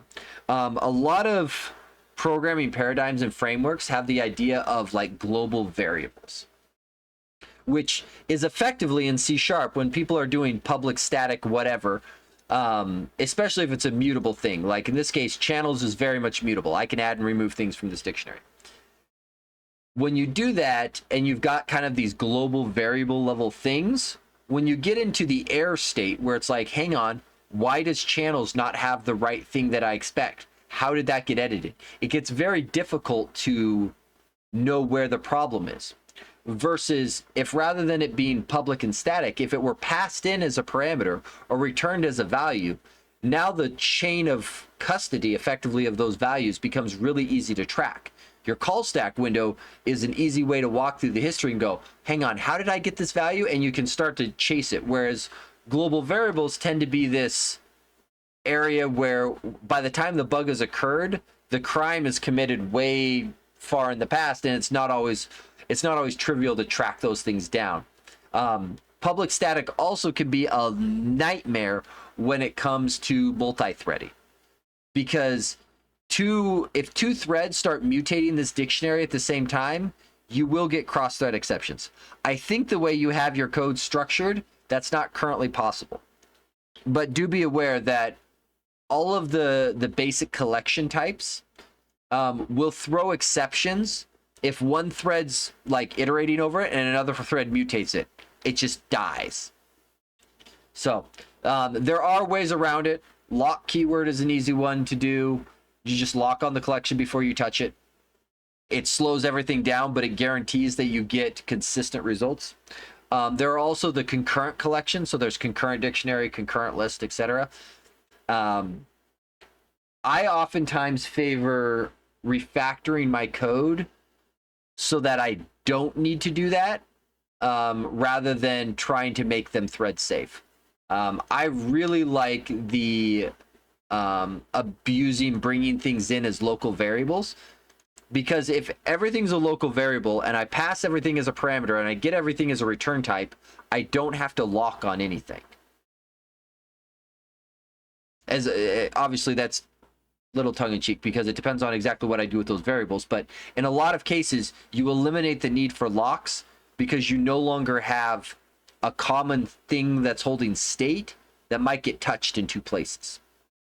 You only have state inside of your local variables, and the problem goes away. So you eliminate the problem by restructuring the code, and then poof. Okay, so let's see. Because the other one was because the import JSON, because I believe that was one of the areas you said specifically around the parsing that you were wanting to look at. So let's look at the parser itself. Okay, let's take a little look here. So this comes in here. And actually, to some degree, you've already kind of done that with this parser, right? Rather than having this thing reach back to the static dictionary, you pass it in as a parameter. So exactly what I was just commenting. Perfect. Okay, so this guy goes through here. Line length, box character is great. Write some debug windows. We iterate over all of the files, and away we go. So the other thing, is that the only instance of files? Looks like it. One other thing that is worth keeping in mind, yeah, that's the only uses, of if this method is only going to iterate over something, allowing it to be a little more of a generic base type gives you a bit more freedom to play with. Oftentimes when you have something as a list, if somebody had, say, an array of files, then they would have to convert that array into a list before calling you. It's like, well, but you don't actually need a list. You're not doing listy things here. You're just iterating. So all you actually need is an enumerable. So it just communicates the intent up to your caller of what you actually need and gives them a little bit of freedom to avoid having to, say, allocate a list when they really didn't need a list in that case. Okay, so JSON array, let's see, we're using Newtonsoft, okay. We're doing loose JSON parsing with JObject. Is this yours? Got it. Unix timestamp parsing. Makes sense. Let's see.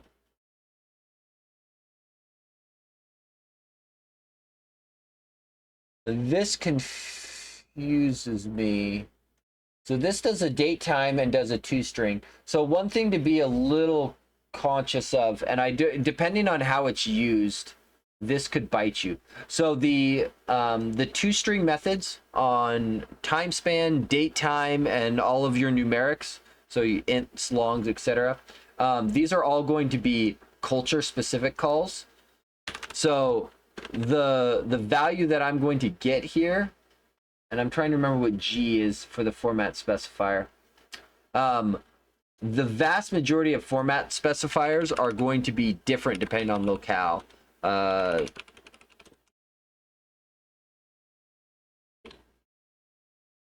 usually tell people I don't expect you to remember what all of these are. I just expect you to remember where this docs page is. General date time formatting. Okay, is this culture specific? It combines lowercase d and t separated by space. See, I think t is culture specific. I think you do get bit by the culture thing. Let's look. That's the short time format. Yeah, the resulting string is affected by the formatting info by a specific date time format info object. This is fancy speak for it's culture sensitive. Meaning if I have, like, I'm in America, if I run it, I get an American formatted date. But if I'm in, say, the UK, where they may invert, say, month and day, you'll get it backwards. So this one, you probably want to consider specifying a format specifier. So the I format provider, it's not always obvious to people, but culture info is where you get them from. So, and then the question becomes, which culture matters?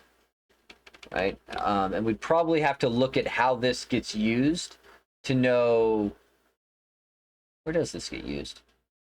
So hold on, we make a string, we call toString on the string, so that's not needed, because toString on a string just returns the string itself. Where does new date time get used? Got it. So then I guess the question is, which culture is correct? If my computer is set to, say, the UK, is it appropriate to send it through here? And it looks like this is just parsed messages. Gets added to, and then gets passed in. Default to Slack JSON. Okay.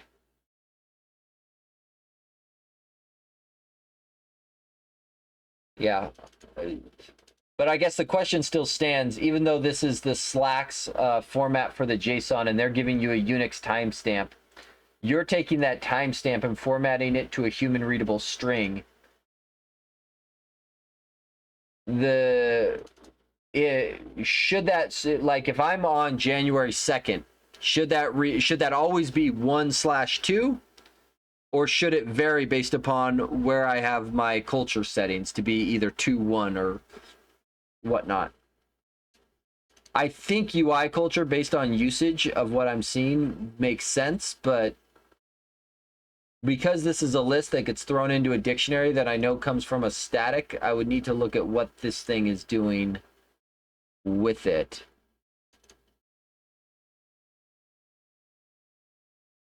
Cannot come.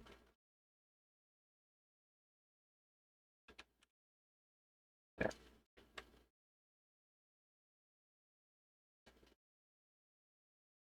It's getting used here, but where does it actually make it? Oh, it's here, isn't it? Yeah, this guy. So when it pulls the things out, try to get value messages for each message, in message, message to send, split into parts. Got it. And so this ends up blinking. So I guess the question then is, yeah, it really, I guess then it really depends, because either format, or I could say any format is correct. And so I lost my place. Parser. Any format is correct. And by not specifying one, you're going to get the current culture that your app is running under. And so there would be a question of what should the culture be? Because it could be the culture of the machine that's running the bot, or if there is a culture specified by the user who invoked the command, maybe it should be that. So again, worth checking and considering. Let's see here. So if pair contains key and contains thread count, so we go hunting for some keys to set flags, which I assume, where are these? Static read-only lists. Are these used outside?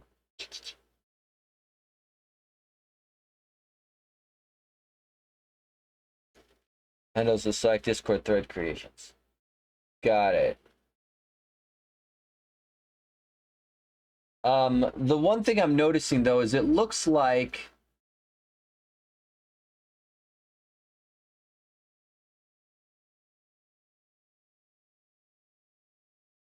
is threaded message, so it pulls these things back out over to here. Okay, so that's the reason they're public, is because they're consumed elsewhere. Okay. I twitch a little bit due to the statics, but so one of the things that I would consider doing on this method here is, because this is effectively a void return with a task, is the way I would dodge needing to have these statics is I would build up just a little data class that contains, you know, these lists, this message count, and have this thing return it, rather than having it run and set a bunch of static variables. Have it return back the values that it needs. And I'm guessing, yeah, this thing doesn't access. This method could also functionally be static, which then makes the class able to be static as well. Wait, is file parsed as an instance member? Oh, that's interesting. Where do you get used?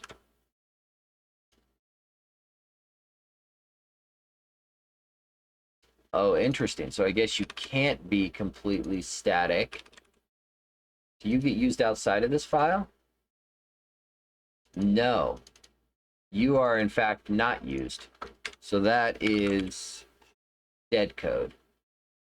So that might be, I would potentially consider reworking this so that you return back the data rather than assigning it into a bunch of statics. Again, just so that you don't end up with that weird crosstalk problem of one thread tries to read it, one thread tries to write it, and we're out of sync. I think right now the way the stuff is structured, because it's so procedural, it's hard to get into that case, but it also means that it's harder to, say, multi-thread things to make it go faster later as well. Okay, so those go in here. User profile. This is just extracting from the JSON.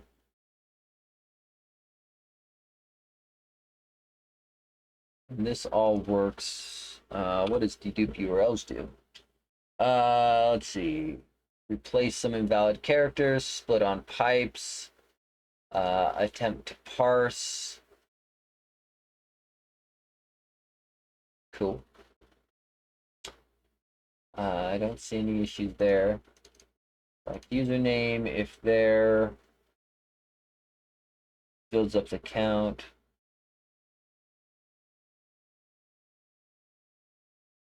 Well, that's cool.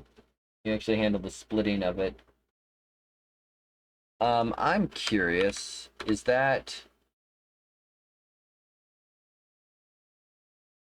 one other thing that I would also consider doing is that 2000 is this magical value is used in multiple places. I would consider declaring a constant somewhere, something like, I don't know, Discord message max length or some similar, just so that it you can attach meaning. Because the advantage of a constant, even though functionally it's the exact same as typing in the literal value, the constant gives you a single source of truth of where it's defined, and it also allows you to attach a name and therefore meaning to it. Let's see, so contains key.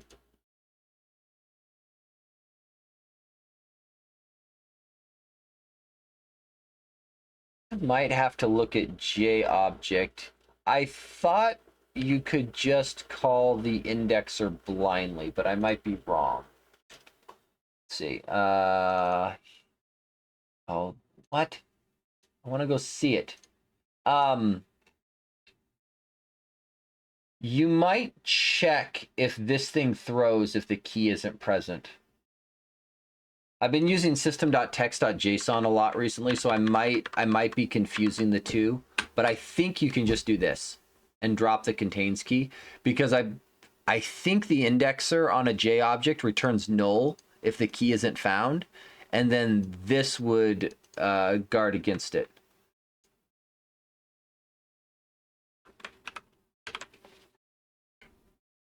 Let's see. So then there's account, URL private to string, bot profile. Yeah, and a lot of this in here doesn't bother me that much, because it mostly is all around the basically deconstructing the JSON inside of the file, which when you're dealing with a well-defined file type, you end up doing stuff like this. This surprises me.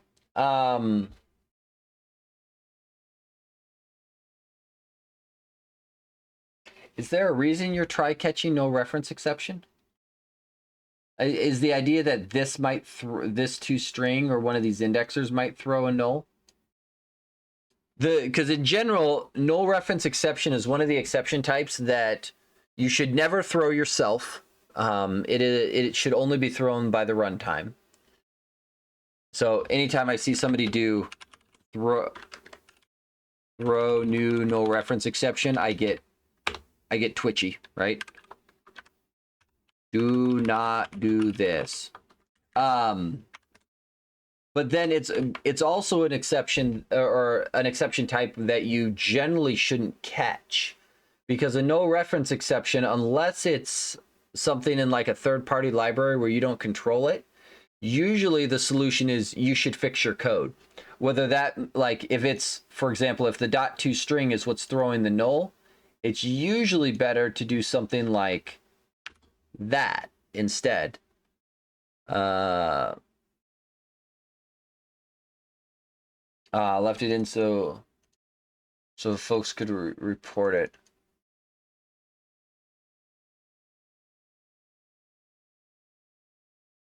Yeah, so that is a fair point. What I might tell you to do instead, though, is rather than catching no reference exception, if the idea is you want to give useful information so that people can report on it, I might tell you to do just trap arbitrary exceptions and just say, hey, there was an error processing message X, right? To make sure. I think in your case, it's probably prudent to assume that every bit of the JSON could be missing. Because even with standardized formats, there's always the chance that something in the format changes, somebody goes in and edits a file, perhaps.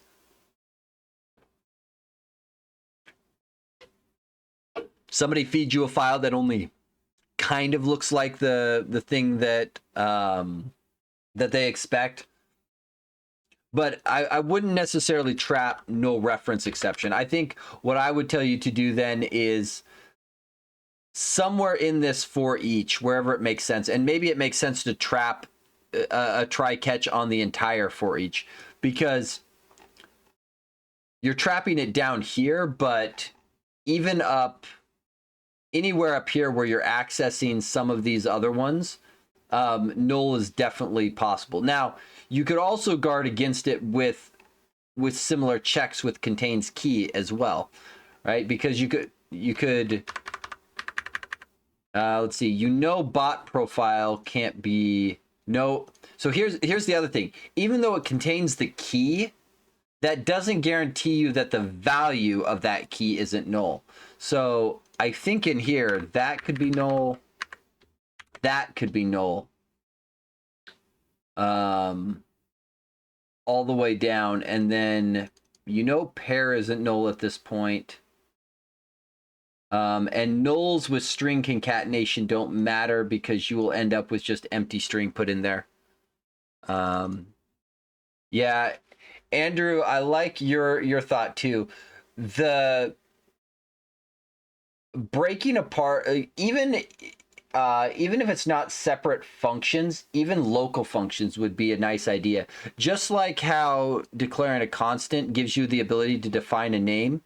One of my colleagues really loves. I was hoping this one had it too. Visual Studio, you got to catch up to Writer at some point. Just disappointing. Quick actions and refactoring. That'll work, I guess.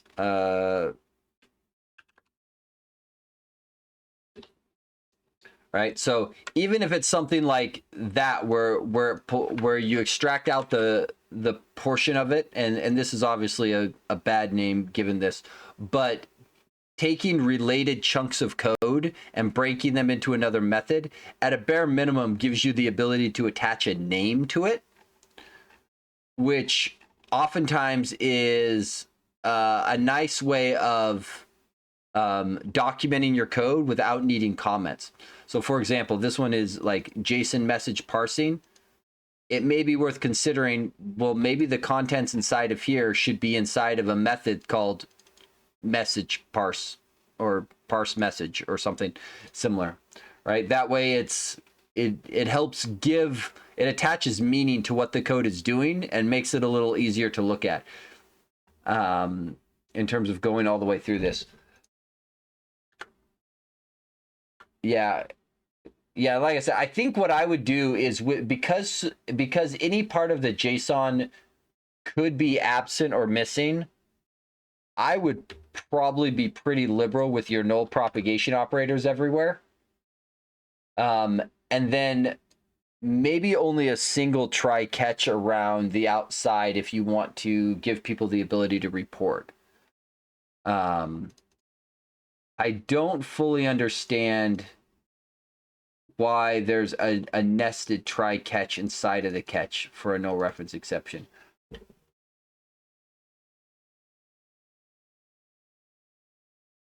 The other thing that seems missing here is this reports out a message, but there's not actually enough information in this message parsing for the user to know what to do.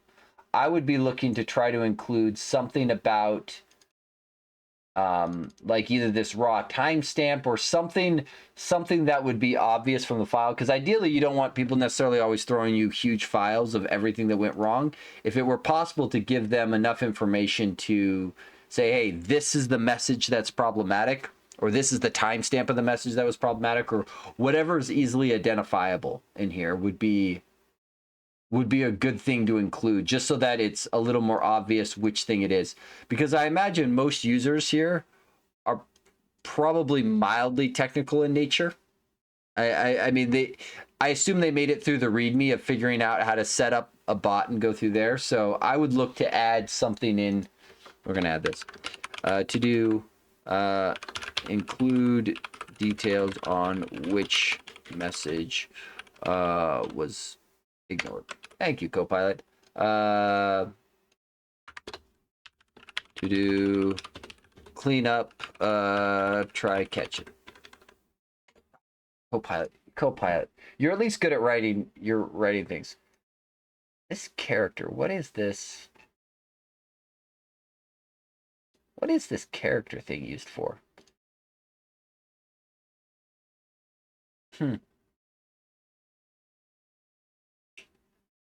This character value is intriguing. I'm guessing this character has some meaning in this spec. It seems like something that should just be made a constant. And it seems like something that should actually be declared rather than as a string, as a char. Or is this thing... Yeah, it's inside the... Because if you declare it as a char, then you can drop the sub-zero on it. And then you probably don't need to reassign it here anymore, because the value is never changing. And then just do that.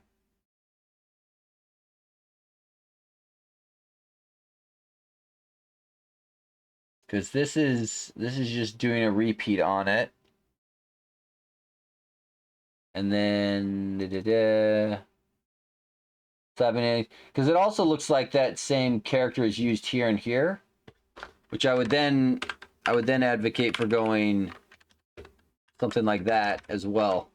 But it then also begs the question, if it's not creates a pretty box, so number of characters in the channel, they've got it. It does seem like something that I would also do, just declare it as a const. That way, because it doesn't look like it needs to be changed. And by declaring it as a const, the compiler can then be a little more efficient when it's building out like your interpolated strings that have it in there. Because it doesn't have to concatenate them at runtime. It can build up this format string with those characters already in there at compile time, since it knows it's a constant and isn't going to change. This is the same problem here. To do main page display alert.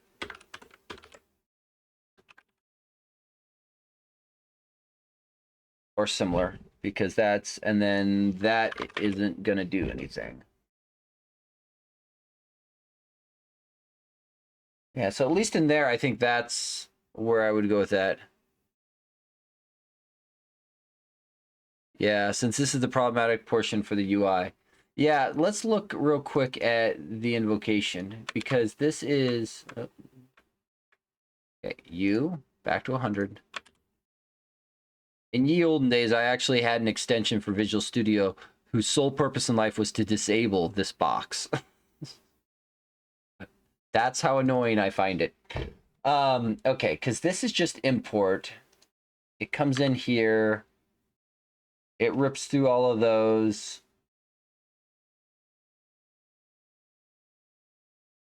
I think in a lot of cases... Okay, so one other thing that might be worth either knowing about or considering. So with async and await, there's kind of a dirty little trick that it does. So let's back up to the top, because that's probably the easiest place to see it. Okay, so this is a button click event. So it's fairly reasonable to assume that on line 54, I'm on the main thread. It'd be unless somebody manually invokes this method directly, the only thing that's calling this is going to be the UI when the button's clicked. So I'm on the UI thread here. Right? I get down to this await, I do some asynchronous stuff, and then the question is, what thread am I on line 61 after this await? And the answer is, it depends, and you have no idea. The default behavior when the code hits an await is to package up enough of the contents about the current execution so that it can return back to the same thread it was on when it was awaited. But that is only true for threads that have a synchronization context. So threads that have a synchronization context would be your UI threads. So if you hit an await from a UI thread, it will attempt to come back to that UI thread after the await. And the reason that was done is because the .NET team figured that it would be quite common to have, say, a button click, you go off and do some async method, and then perhaps you want to update a button state or, you know, do UI stuff here. Right? That was the thought of, it's actually helpful. If your calling thread has the synchronization context, we should try to continue the bit of code after your wait with the same context that you called us in on. There is a method on the end of these called configure await. And the default behavior of configure await is configure await true. You never need to type configure await true. This is the default, right? What you do need to type is configure await false. And the moment you start doing this, you will get all kinds of threading errors. It'll be great. It'll be very exciting. The idea is when it hits an await, the whole process of packaging up enough information to come back to the calling UI thread after the await, that takes some effort.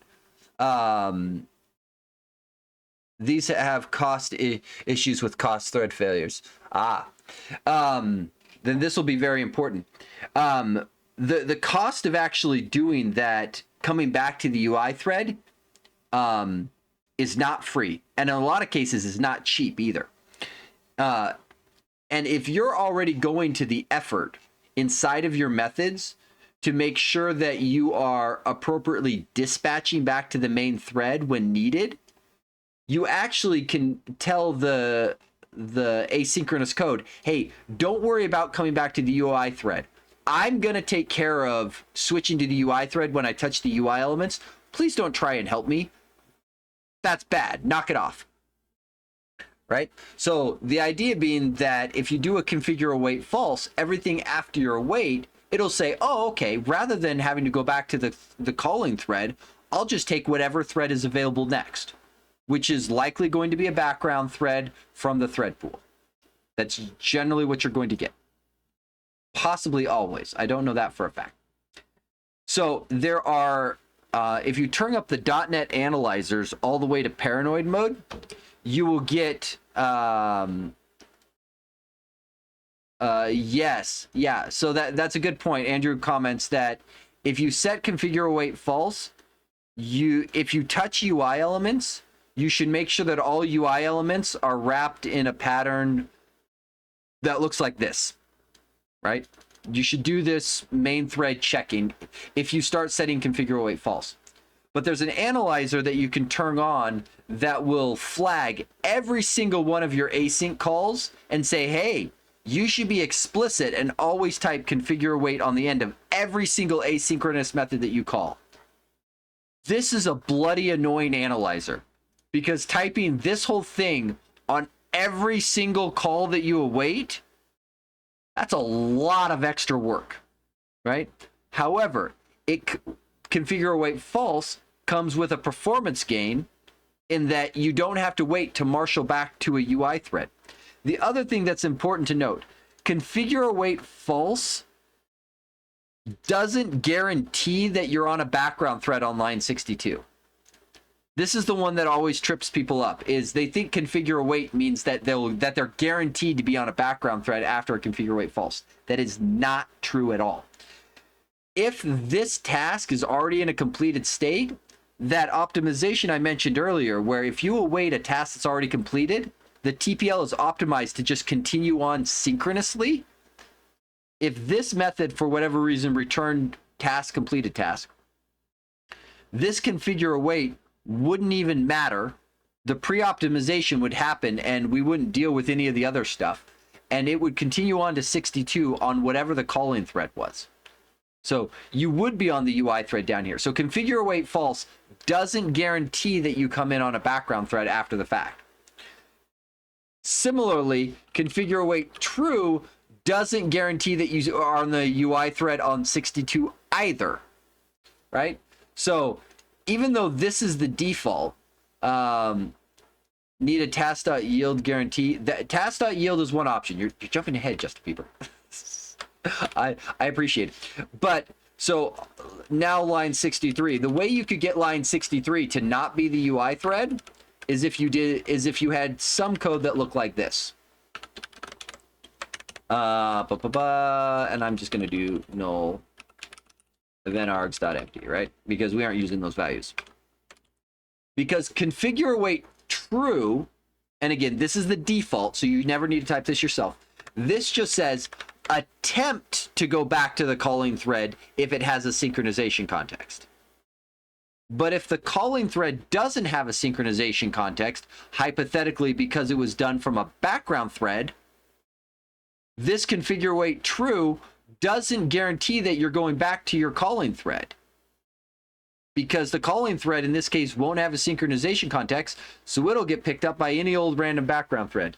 So yeah, I usually like to, when people get into arguments about configure await, I usually love to point out that configure await true doesn't guarantee that you go back to the calling thread, and configure await false doesn't guarantee that you come back from a different thread. And usually that's the point where people go, well, then I can't trust anything. It's like, that's absolutely correct. Absolutely correct. You cannot trust anything with threading. Your world sucks. Which is why I would strongly advocate that you wrap up methods that need to touch UI elements in things like this, and effectively have helper methods so that you can call from arbitrary threads and not have to think too hard about what thread you're on, and keep all of kind of that threading logic. If you do that, that means that you can do configure await false everywhere to gain a small performance thing. And then, as Justin Bieber pointed out, task.yield is actually one of the this method here, and this one doesn't return a task. This is an awaitable method that doesn't return one of the normal task things, which is why people will get confused, because there's no configure await false on, like, configure await doesn't exist on this guy. And the reason is task.yield is designed as part of the TPL to yield execution, right?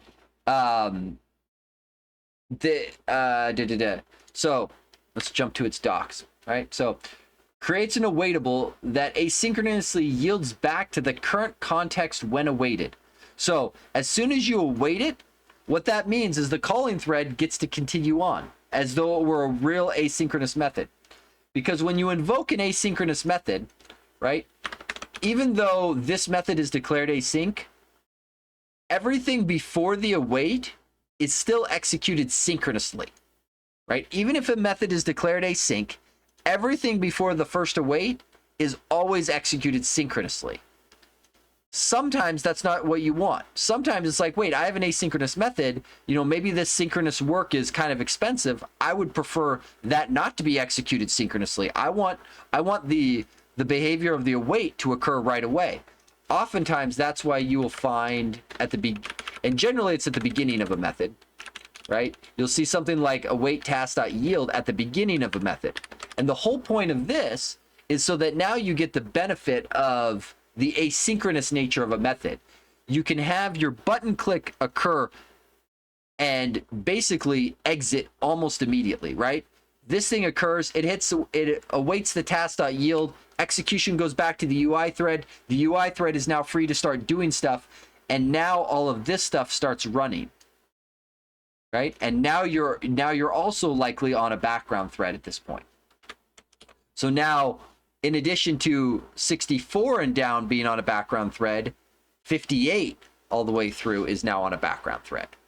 And so this will also help you keep your UI responsive, because now when you click the button, the UI thread goes, yep, register the button click. Now I'm free to go back and, render more button clicks or display text or do whatever. I'm free to interact with do UI stuff. And this thing now takes off asynchronously and starts running and doing all of that stuff in the background.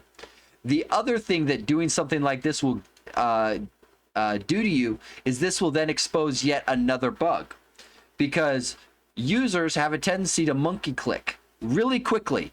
And so the problem that you will run into is then this cancel case will be much easier to hit, because two quick monkey clicks, because that first one, this was executing synchronously on the UI thread, it was really hard to have a second call come in and start executing this right away.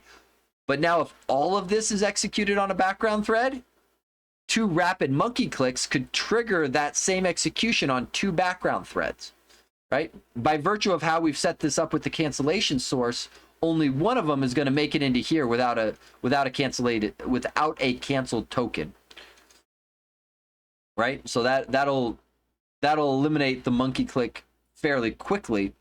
But it's worth noting that it's now a lot easier to do, and methods that don't have this kind of setup at the beginning end up in that situation where the double monkey click gets a lot of things going. So you've made your UI more responsive, but now that your UI thread is more responsive, it's able to respond to those monkey clicks, whereas before it was too busy processing your stuff that it didn't have time to respond to the monkey click.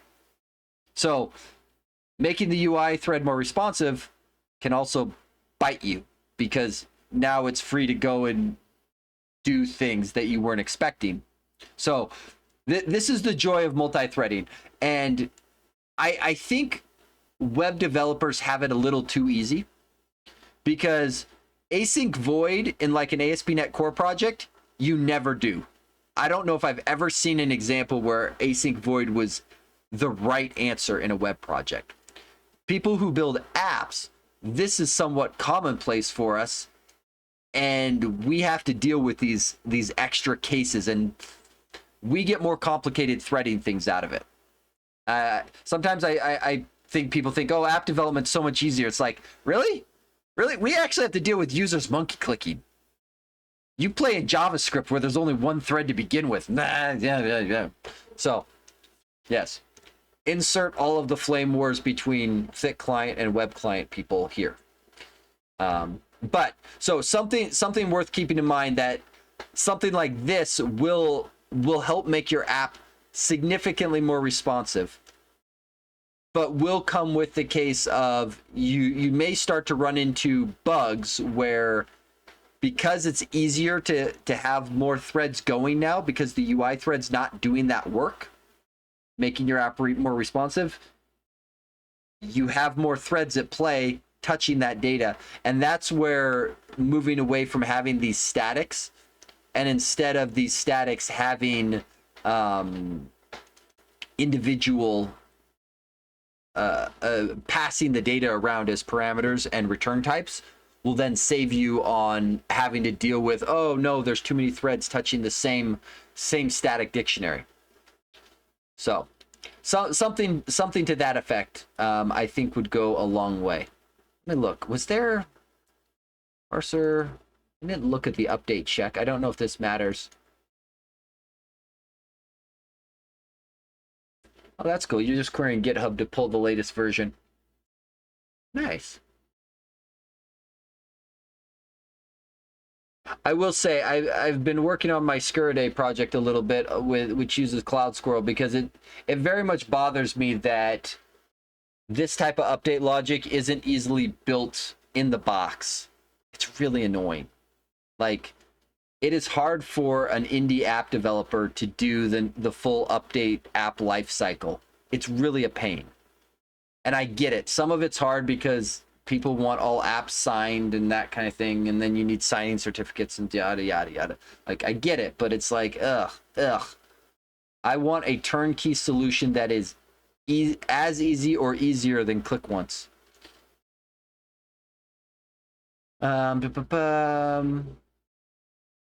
Yeah. Thomas, is there any other areas you want me to make sure I take a look at? I feel like I've kind of hit on a lot of the big ones. You don't have any platform specific stuff in here, it doesn't look like. This looks like all the defaults, so. Great, no platform specific code. It's all shared. Great. I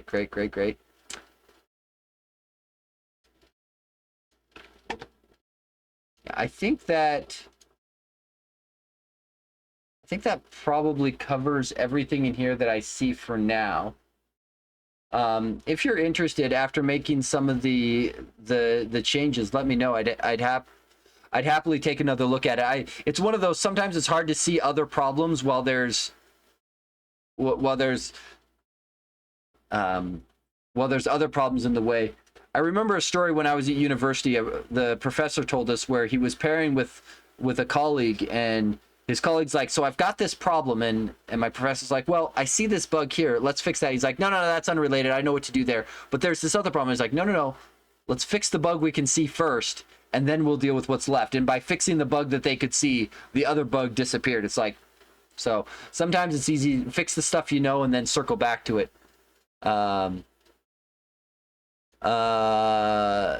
Yes, we can fire this up one more time and see what happens. I don't know if we've done enough to change it, and some of my to-dos may be sitting there doing it, but we'll give this a shot. I'm going to kill my breakpoints though.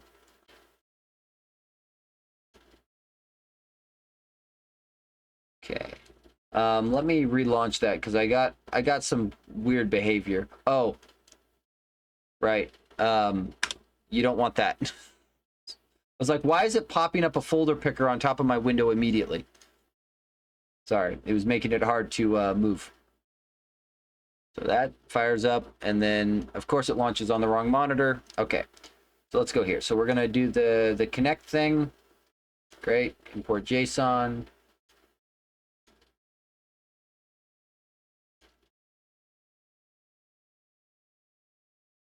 There is still a bit of a hang here. I'm not able to move this around, so something is on the UI thread. This is the issue that I can't seem to get around. So the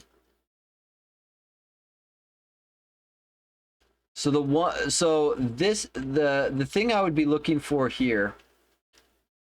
So let's here. I'll show you how to track this. So I would grab it right here. What's interesting is that you are able to resize the U window. The text will sometimes actually show. Yeah, so that is a bit of an artifact of how the app is working under the hood. So MAUI applications, the Windows head is using WinUI as the UI engine or whatever we want to call it. And something Windows does that even when an app's UI thread is hung, the actual Windows shell is controlled by the Windows subsystem, and so it can allow you to do a resize operation, which is good. And when it does that, it actually can trigger a paint operation, which I think is why you sometimes get the text to show up, is you're able to sneak that thing in, even though the thing that's supposed to be doing the painting is hung. So let's go in there. I suspect what is happening is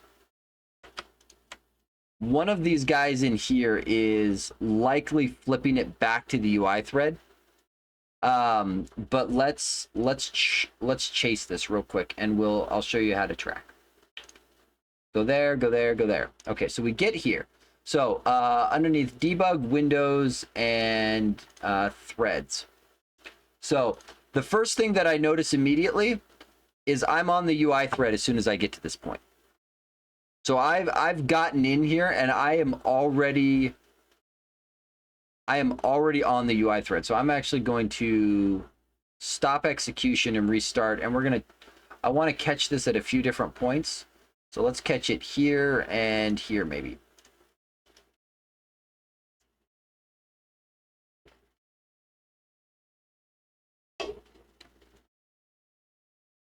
Because sometimes the easiest thing to do is just to force the background stuff to be background.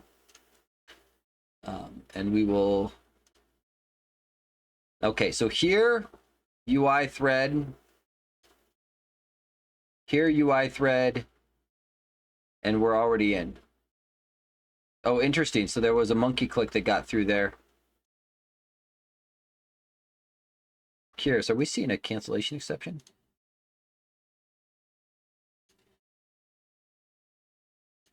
Got it. Oh, so I did get 2 monkey clicks in. That's fun. Okay, so let's push this one step further. All right, so if we go in, let's go up a layer. So what I would do here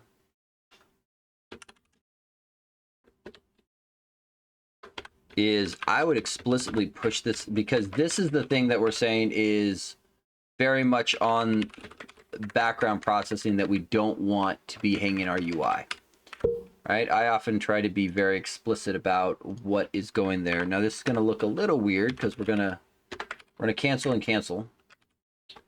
We're gonna kill that because I don't care about that anymore, and we don't need the task.yield anymore. Those aren't gonna, none of that's gonna matter. And then when we catch it on the inside now, I guess I don't need to keep connecting.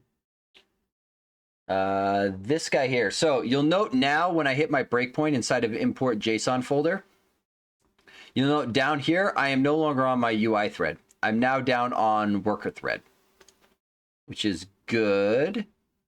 Let's catch it here as well, just to make sure. So we come in here, we pick that, select, and once again, I'm now, because again, you can see all of these threads that I'm going to be bouncing between. Now I'm on thread ID 1652. And now I'm also on thread 1652. I guess that makes sense. There was no wait between any of those. And then that's going to create another parser. There you go. I am at a breakpoint. And then here we go. And then we throw an exception and die. So this is where things will start to get much more interesting. That is dispatcher info, throw async. This is one of those. This is probably an artifact of us touching a UI element now on a background thread when we shouldn't be. And I would probably, like, some of these things are just going to straight up be bad. And it could be that call there that did it, because that's now trying to create a UI element from a background thread, which is also a no-no. Try this one more time. So there's probably some refactoring here that needs to happen in order before this starts working with that task.run, just to be clear. Yeah, just kill the breakpoint. The other thing that might be worth considering, because didn't we evaluate that this method was able to go static now. That would actually save you an allocation here, because you wouldn't have to instantiate a new parser object on every file. If this was just then capital P parser, parse JSON files, etc. Okay, so that goes there. That breakpoint is gone. Execute. Select.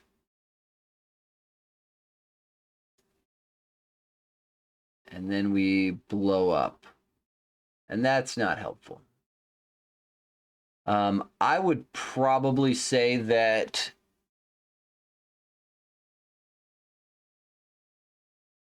propagate the exception used. Why? This is not a useful. Let's do this one more time. But I want to see if I can look at that exception and see what it actually contains. I probably should have done that last time. That was a mistake. And go ahead and throw. Let me look at your locals. Local. The application called an interface that was marshaled from a different thread. Yeah, so this is a cross-thread exception. And is pretty much worthless. Oh, wait, hang on.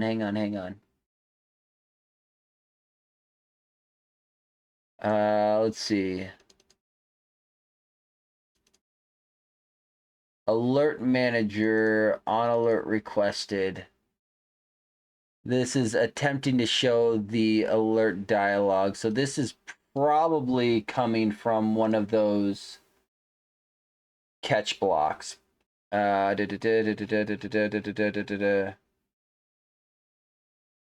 not there. Where was that other page guy at? Let's see. I'm willing to bet it's one of these calls. Show me. Let's see. This is probably... That's problematic. That's not doing anything.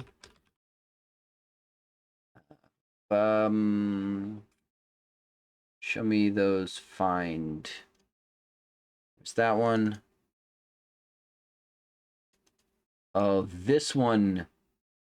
This one is probably doing it as well. Because this is not, yeah, that's probably it. Actually, I'm going to put a breakpoint and confirm that that's it. Because I'm willing to bet I hit breakpoint A and not breakpoint B. Because this is now on a background thread, doing main page.current is not allowed. Right? This needs to be main thread checked before touching UI elements. All UI elements must be thread checked before accessed. So there's that. I press F5 and I crash. Yeah. So that's okay. So that's what's actually breaking us. So just as a quick main thread, invoke on main thread async. Because we want this thing to wait. And then we're gonna async this. Then we're gonna wait this. And we're gonna catch it here. Boom, boom, boom. Okay. Now we should get past it.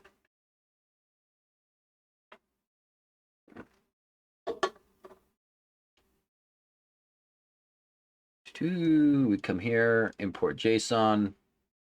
There. Thinking.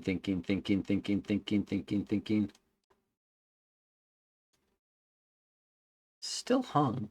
What is it hung on doing? Pause. Oh.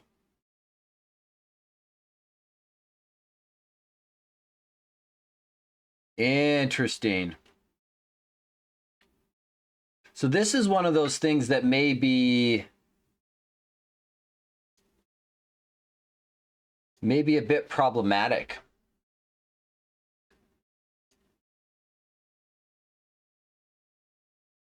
I believe parsing is finalized. Yeah, the concatenation is causing it. I believe you. This is... Yeah, because this is queuing up a huge number of calls back to this.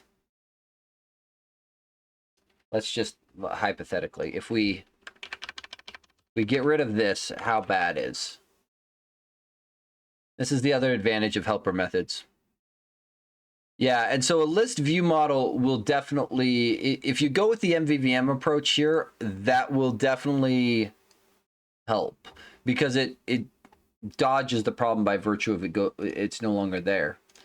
The string concatenation can also, especially as these get big. Yeah, so that's how long it takes without the string concatenation. The other thing we could do, let's do this real quick.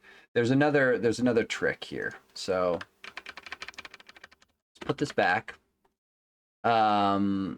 Let's go to import JSON. How many of these things are...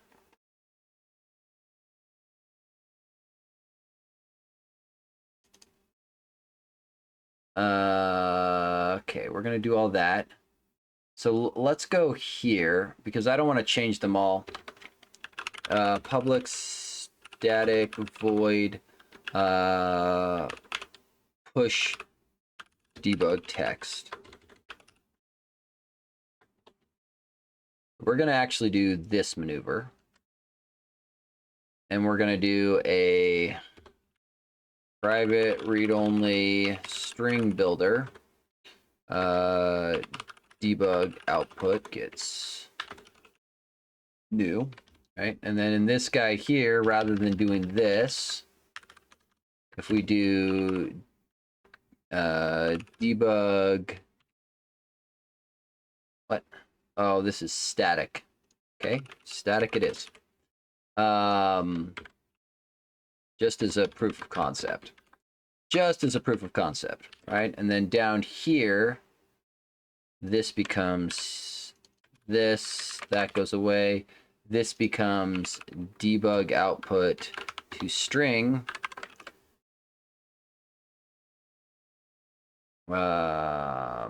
Yeah. And then right after we do this, we should probably clear it. Debug output clear. That's text. And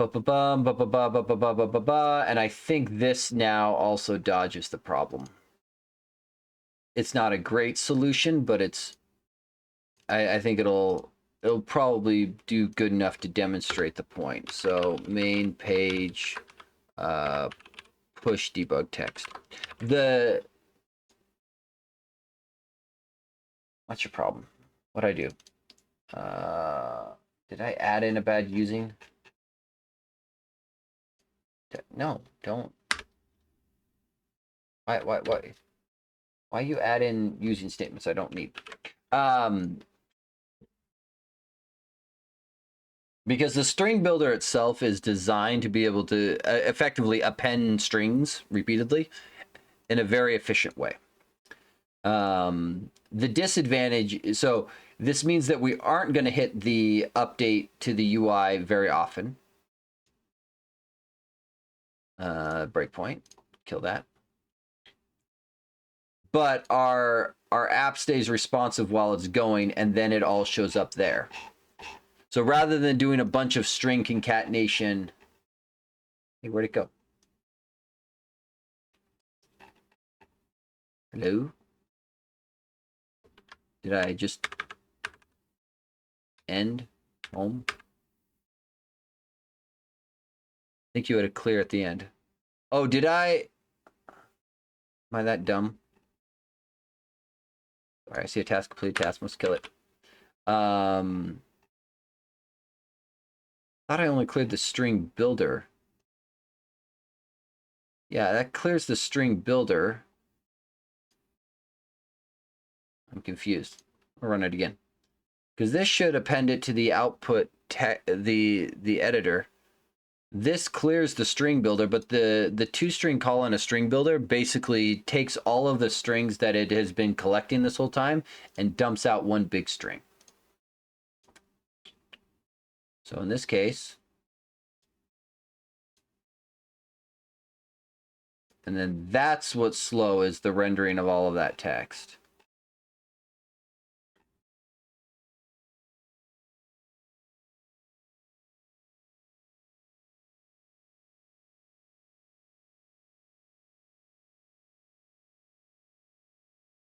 Interesting. Okay, now it seems to be fine.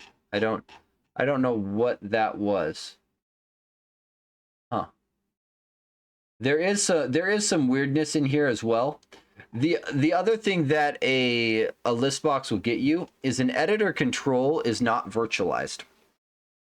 So it has to be rendering all of this stuff. Whereas a list view will virtualize its contents so that it only renders enough UI for the stuff that's visible on the screen, which is significantly better in pretty much every case. So that might be something worth going down that route for, just from that perspective, because then you can append lines in, because you don't care about the rendering time of things that are off screen. That doesn't matter. But an editor control, I don't believe virtualizes any of its content, which is why it takes so long to display and why your window kind of, like, I don't know if it's coming through very well on the stream, but my window's somewhat laggy as I'm resizing it. And there's nothing going on, right? That's just straight UI rendering of a text box with a ton of text in it. So the only other alternative would be, so either don't write as much to it, or maybe consider one of the virtualized controls like list view.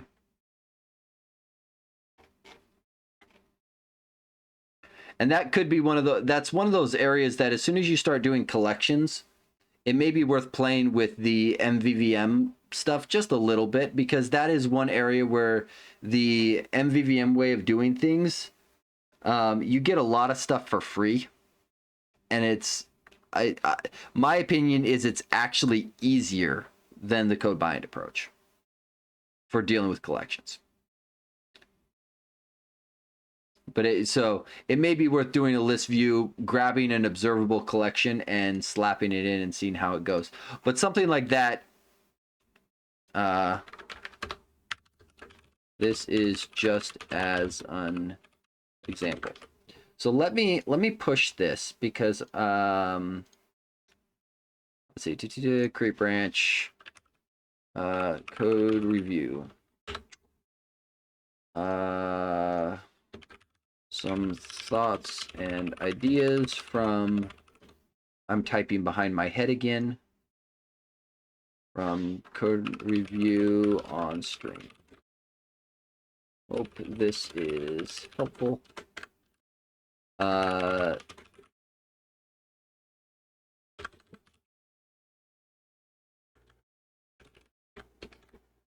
Okay, so we go there, we go boom, boom. Let's see, push code request and start a PR to your main branch. So that way it is pushed, and you may not want to take the pull request at all. You may just want to look at the things that are in there, because some of the stuff that we changed was very much example-y. So I'll let you decide what the easiest way is to pull it in. But I think I would say then, Thomas, is take a run at addressing some of the known stuff, and then we can circle back on this once that's done and take another run at it. So hopefully that was helpful. And then thank you again for letting me review it on stream. I hope this kind of thing is helpful for a lot of people. This is actually what I end up doing in my day job a lot, is code review and just helping people work through problems that they've run into, which is both fun, exciting, and then sometimes I have to come home and write code because I didn't get to scratch my coding itch myself because I spent all day helping people.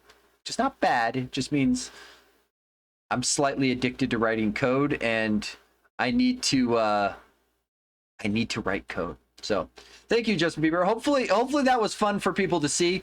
I know I've had people ask for more MAUI content. I don't know if this counts as MAUI content, as much of this is C#, but hey, it's always good. And thank you guys, Justin Bieber and Andrew, for dropping in. Andrew, I always love your feedback, and I do enjoy. For reference, hang on, Andrew, you get. Hang on. Let me see. Yes. Copy link. This is you, right? I believe it's you. Yeah. Okay. Oh, boo, Bing. Bad Bing. Bad Bing. Here. Better link. So, if anybody is interested, Andrew does a bunch of stuff around like WinUI 3 stuff, which, as we saw tonight, is very much MAUI related as well. So, feel free to check him out. He does great work. So, I enjoy. I do watch your videos when I have time, Andrew, because there's stuff for me to learn in there too. Like I said at the beginning, a code review, some people always think is a one-way street of just the reviewer imparting wisdom to the reviewee, and that is a bunch of bull. A good code review goes both ways. I was reviewing a colleague's code just yesterday, and I looked down at it and I was like, wait, does that compile? I was very confused. I learned new C# syntax I hadn't seen before. I'm like, I'm impressed. I didn't know that was a thing. Thank you. And so, like, ideally in a code review, learning goes both ways, regardless of the level of the developers doing each side. So that's how you know it's a good code review, if learning's going both ways. But with that, I think I will sign off. Again, thank you everyone for coming and hanging out. Thomas, good luck. Let me know where you land. Like I said, we'll probably circle back to it again. As always, happy coding. See everyone next time.